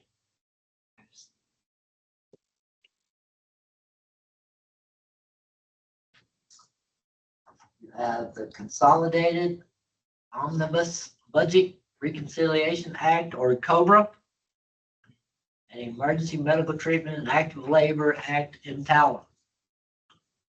In other words, if you stroll up in the ER and you don't have any money, they have to treat you. They have to take care of you. Unless you're a butthole. Then they call the popo and they come and get you. And they take you down to the Crossbar Hotel. And then you can sit in there in misery and complain and do whatever it is you got to do, because those people don't care. One or two of them liable to pinch you in the floor and bust you in the mouth just to set you up. EMS involvement. EMS becomes involved when patients are being transferred from a hospital to another medical facility. Patient must be first stabilized to the best of the medical facility's ability. The ambulance crew performing the transfer must be qualified and capable of managing the patient and his condition. Most of the time, you will be transporting patients. If it is a care-to-care facility, your patient will be stable. Now, that does not mean that your patient won't become unstable from point A to point B. And we've transferred patients from here to Columbia, Missouri, and there's a hospital up there, and I know one paramedic that has done it, and two of them had died on him on the way. I've taken one from here to Little Rock and get down to 67, 167, going back west toward Little Rock, and one told it on me. But fortunately, I got him back. Called the hospital I was going to, told them what happened. They didn't think it was a big deal. My patient was bad. I'll just take him to his room. Okie dokie. So you can go from stable to unstable in a matter of seconds.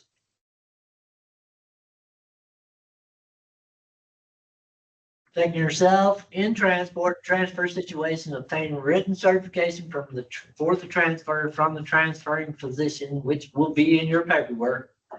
Ensure you can provide the level of care needed during the transport, know where you're going, and take the quickest possible route.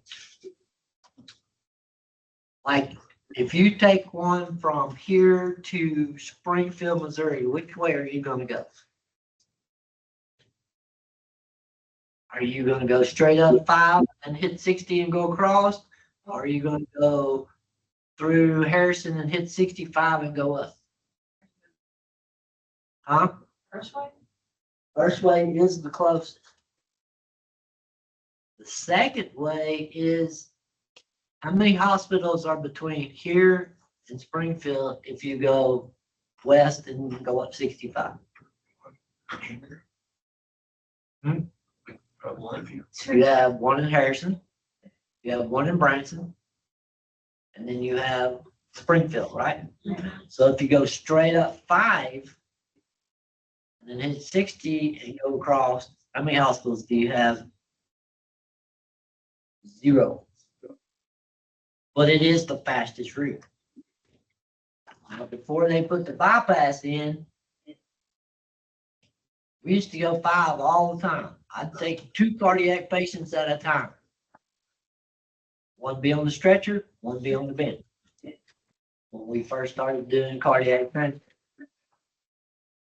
Now, the way they go is they'll go through Harrison because there's a hospital in case something happens.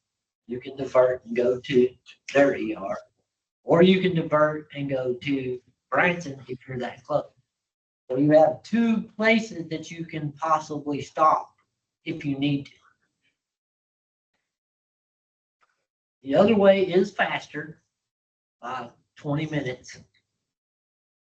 But also, you got to remember, Once you hit Harrison, it's 4 lane the rest of the way all the way up, and you can scoot on down the road pretty good if you need to.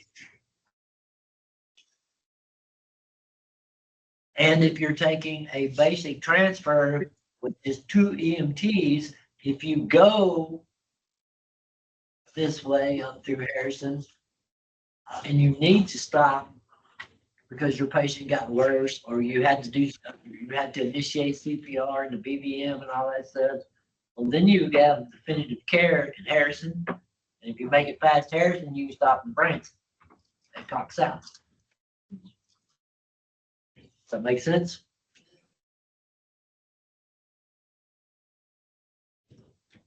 Protecting yourself in transfer situations, protecting yourself in transfer situations. Never transport a patient to a facility based on your assessment of ability to pay. Do not bypass a medical facility unless directed to do so by medical direction online or offline. When I was in Memphis and working in Mississippi and Tennessee, you have 12 hospitals that you could go to. So if your patient is stable and wants to go to, say, Methodist South, which is Elvis Presley, close to Elvis Presley's house on Elvis Presley Boulevard. If they are stable, you are obligated to take them. If they are not stable, then you take them to the closest appropriate facility. So if I picked up, say, a rollover in Tunica, and I mentioned the fact that the patient was involved in a rollover, even though there wasn't a scratch on him, had his seatbelt on, just complaining of back pain or something like that, they would automatically tell you that this patient needs to go to a level 1 trauma center. So instead of going to, say, Baptist DeSoto, which is right inside of Mississippi, and you're 12 miles to it, yet you're 20-something miles to Elvis Presley Trauma Center at the time, they would divert from the smaller hospital and divert you to the trauma center, even though there's nothing wrong with them. See what I mean? Yes. So sometimes you will get diverted unless it is a transfer. Now, if your patient goes bad, then you can divert to the closest appropriate facility where you have a physician, where they can give the meds and they can do continued advanced life support.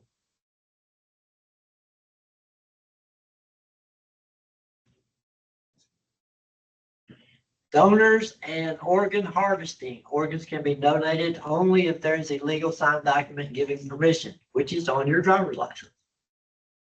A signed donor card is a legal document, driver's license. Organ donor states provides intent to donate organs. Here, people who donate their organs, the hospital uses Aurora, the company that's what they do. They will get on a jet plane and they will fly to Midway to the airport. Ambulance crew will pick them up, bring them to the hospital. They will harvest the organs. Once the organs are harvested and they're put in their little coolers and stuff that they keep them in, you will transport the crew and the organs back to the airport, and they will fly off to wherever it is that they're going with these organs or the people who need them. It's actually kind of cool. If they let you go in with them, you can watch them harvest organs. That would be cool. It is cool. Medical identification, insignia, bracelets, necklaces, or cards. I don't see any tattoos. Do y'all? No. Okay. There you go. There's one. It's not universally accepted yet and may be overlooked as body art. I'd say that was pretty real. Why would you put that on your wrist if you aren't diabetic? Correct? Would y'all put that on there if you weren't? No. What about y'all? No, I wouldn't. Yeah. You would? No. Okay. Special situations, recognizing death in the field. Generally, if the patient is still warm and does not exhibit any obvious signs of death, begin resuscitation. Unless his head's off. Then you know how to do it. Common sense. If a patient is cold, you will code them. You will do CPR. You will do everything that you need to do because what is the saying? They're not dead. You're not dead until you are warm and dead. Okay?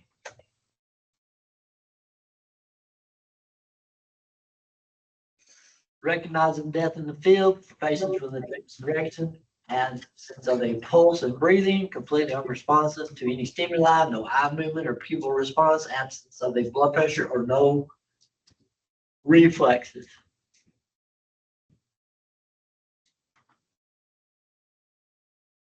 It's very long. What is it? What? Nothing. Y'all say something? No. No, we didn't say. Sorry, that's just me. I'm thinking more than everybody.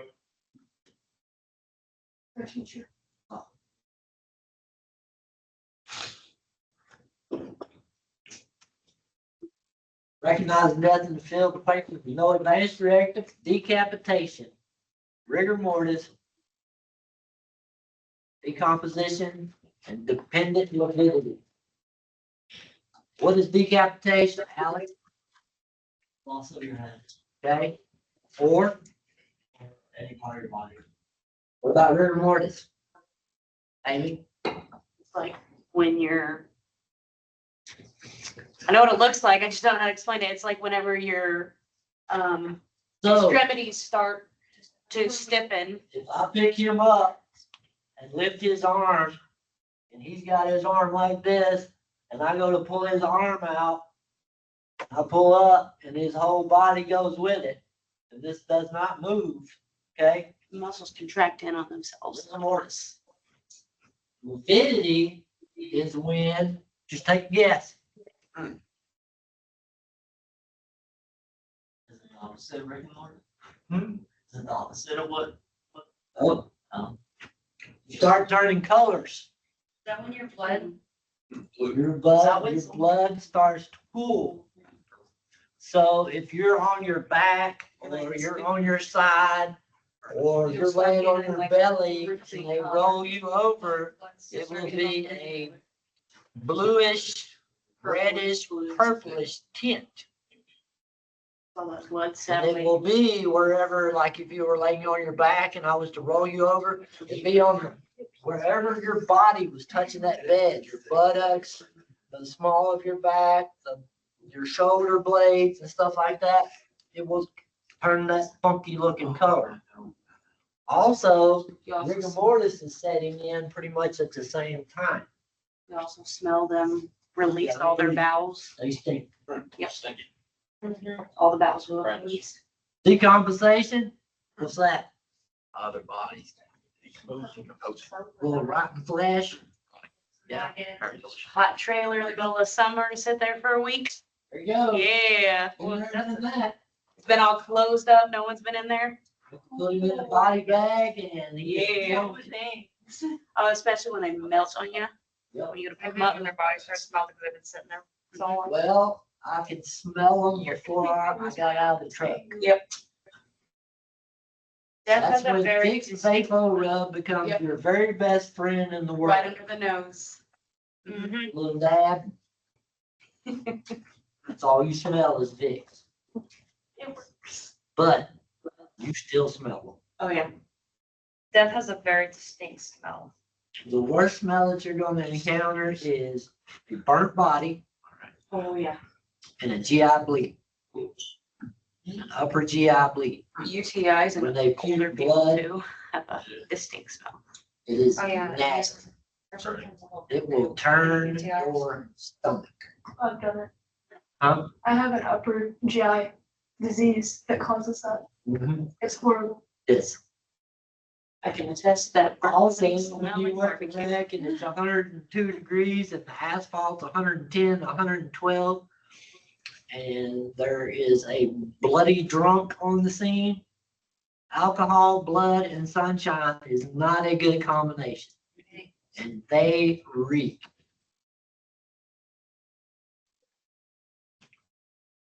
Cases requiring investigation by the coroner or medical examiner, homicide or suicide, violent death, crash-related death, unusual scene characteristic, SIDS, sudden infant death syndrome, and dead on arrival in some locations.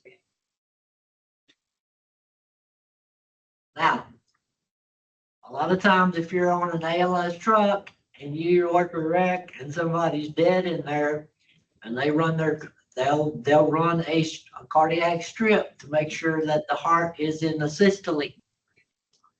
Sometimes you will get a heartbeat on these patients because when you feel around to put the stickers on, make sure that they don't have a pacemaker. I worked a wreck one time and my partner, I was in the car with the patient. He had the monitor on the hood of the roof of the car because it was so jacked up. I was in there. I was putting the stickers on him. I knew this dude was dead. My partner, I hooked him up. My partner turned the monitor on and said, this cat's got a heartbeat. What are you talking about, Willis? Ain't no way this cat's got a heartbeat. His neck is broken. Sure enough, I felt around up there. It was his pacemaker. So don't let it trick you. Always remember to look for these little things. You know, you're going to get tunnel vision on a lot of this, and your eyes going to go to big wreck, one dead dude. And you won't look at nothing else. But remember, when you're assessing these patients, your medic tells you or grab the monitor or blah, blah, blah, blah, blah, you know this cat's dead. He looks dead.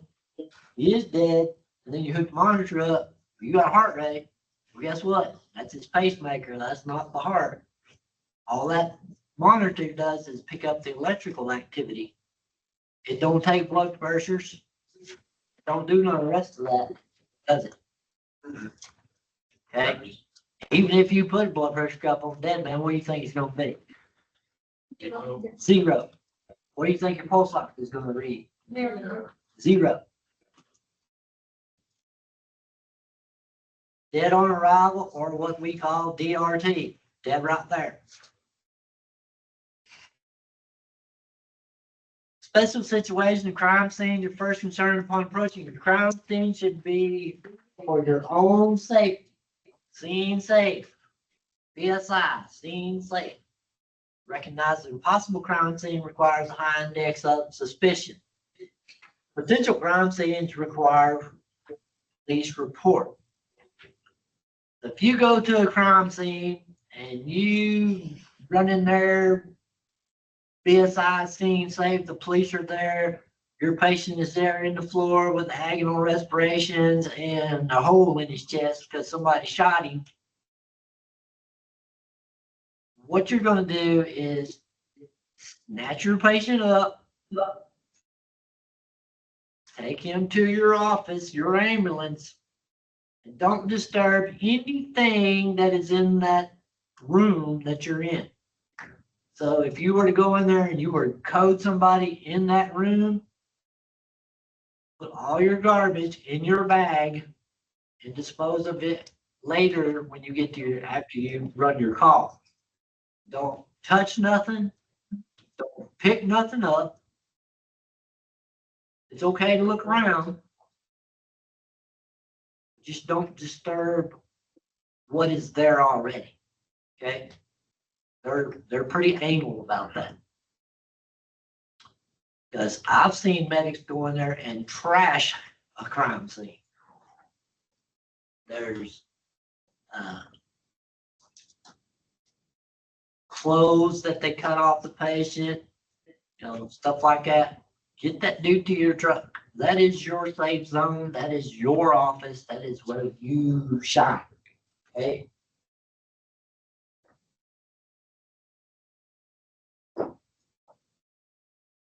When you're done with the scene or you're done with your patient, you took him to the ER.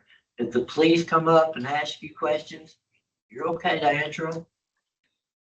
If it's a week later and the police want to know something, then your job is to get a hold of your supervisor, which will get a hold of your director, and then they will print out the copy of your run report.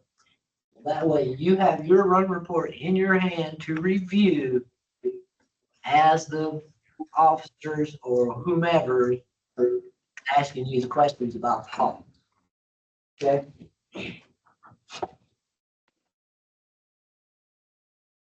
Wait until the police declare that the scene is safe. Even when the police declare the scene is safe, it can still be potentially dangerous, like crack houses. There's somebody in a crack house, and there is a possible any type of way that this thing is going to blow up, blah, blah, blah, blah, blah. If they can bring the patient to you, so you're not in there with all those chemicals, that's a plus for you, right?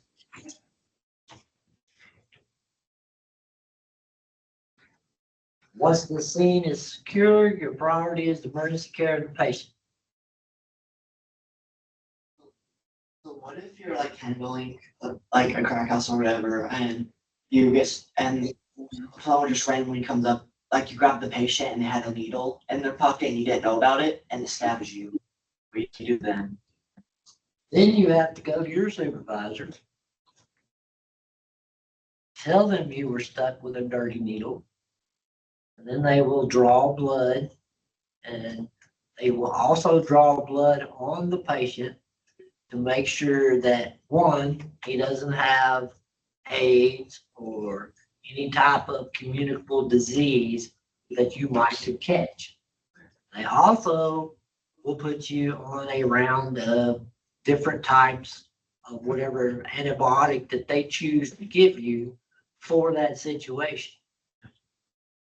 So, and then in 6 months, they will draw your blood again to make sure that you are okay. We still be able to work through the 6 months? Or? Yep. Okay. Because I buried an 18 gauge needle right here in my butt to the hub. Because my partner went to put it in the sharps and missed. I didn't know it, and I sat on it. I screamed and cussed a little bit and then pulled it out of my butt.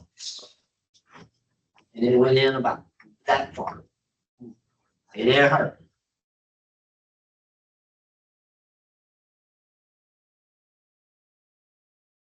Avoid disturbing potential evidence. Take one way in and out. Touch only what you must. Tell a police officer if you move or touch anything. Do not use a crime scene telephone. Who you gonna call anyway? Let's try to get going. You know what I mean?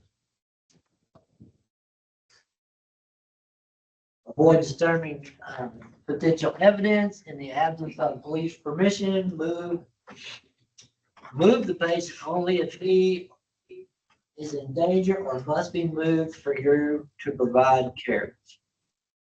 So if you pick him up, just pick him up, get him out of there, try not to bother nothing, don't touch nothing, all that good stuff. Observe what you see, document carefully. If you go to call gunshot wound to the head and you get there, dude is dead, you run your strip, you see the gun was laying in, it's still in his right hand, document it. Okay? Do not cut through the holes in the clothing. Just cut the clothes off. keep them bagged, just in case they need them for evidence. You can put them in a bag, make sure you got gloves on. That way none of your DNA gets on any of it and you don't contract none of the rest of that stuff. Avoid disturbing potential evidence. Do not cut through any rope, knot, or tie. Do not cover the patient with a sheet. If the crime is rape, do not wash the patient or allow the patient to wash. Ask the patient not to change clothing, use the bathroom, or take anything by mouth. Because they can alter what has happened. They can change the evidence just by doing those things. So try not to let them do anything.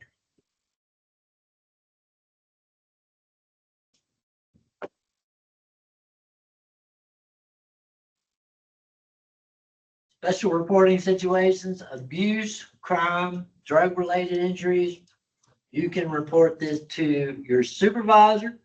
You can report it to the nurse or charge nurse who accepts your patient. You can even report it to the ER physician if you so desire. You think any of this stuff is going on, it's not like you're a narc. You're just looking out for the welfare of others that are in a bad situation. Baby safe haven laws, trying to prevent child abandonment, allow a parent to relinquish custody of an unharmed infant to a proper authority. An EMS station may be as a designated safe haven. Different states use different places. Some use fire departments, some use EMS bases, some use ER hospitals. You know, there's different places that you can drop an infant and not get in trouble. Where do you put it in Mountain Home? Where's the place in Mountain? Fire department. Okay. I didn't know. In the hospital too. And the hospital. Some people use the, we call the homes that abusive women go to. Trinity, those type places. Yeah, there was. Emergency care involves medical, legal, and ethical issues. Scope of practice identifies what care can legally be performed. Standard of care identifies the accepted level of care. Medical direction is required for medical oversight of an EMS system. A competent adult can refuse care. Consent applies in all patient care situations. 4 elements must be proven to establish negligence. What are those 4 elements there, Alex?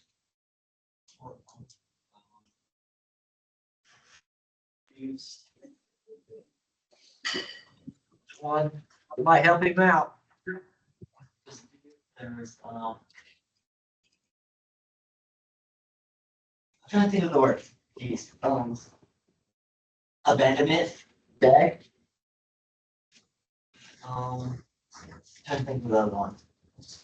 Read about them. Anybody? Duty to act. You had a duty to act, Yep. you breached your duty of that, the patient suffered an injury due to that. You know about HIPAA, COBRA, and TALA, apply to EMS. What are the special considerations in responding to the crime scene? What do you need to look for? What do you need to touch? What do you need to not touch? The patient, and only the patient. Touch as little as possible. There you go. Don't make a That's. yeah. Sure. Take everything with you in a bag. Right. Only pick up the patient if you have to. Look back. Make sure that if you happen to have to code this cat in the floor, if you use your AED, take your garbage with you. Okay? do not leave stuff strewn around. Cause it will make the police very unhappy.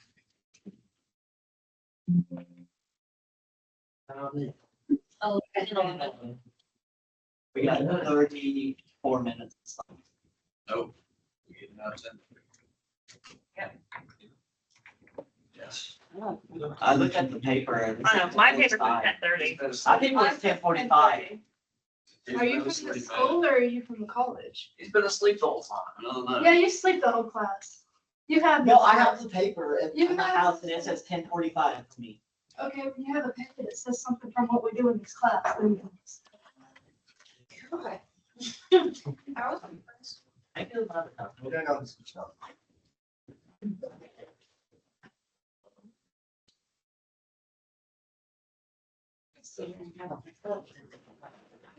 I'm gonna fix my electric. You youngins in Missouri, can you hear me? So. Hello?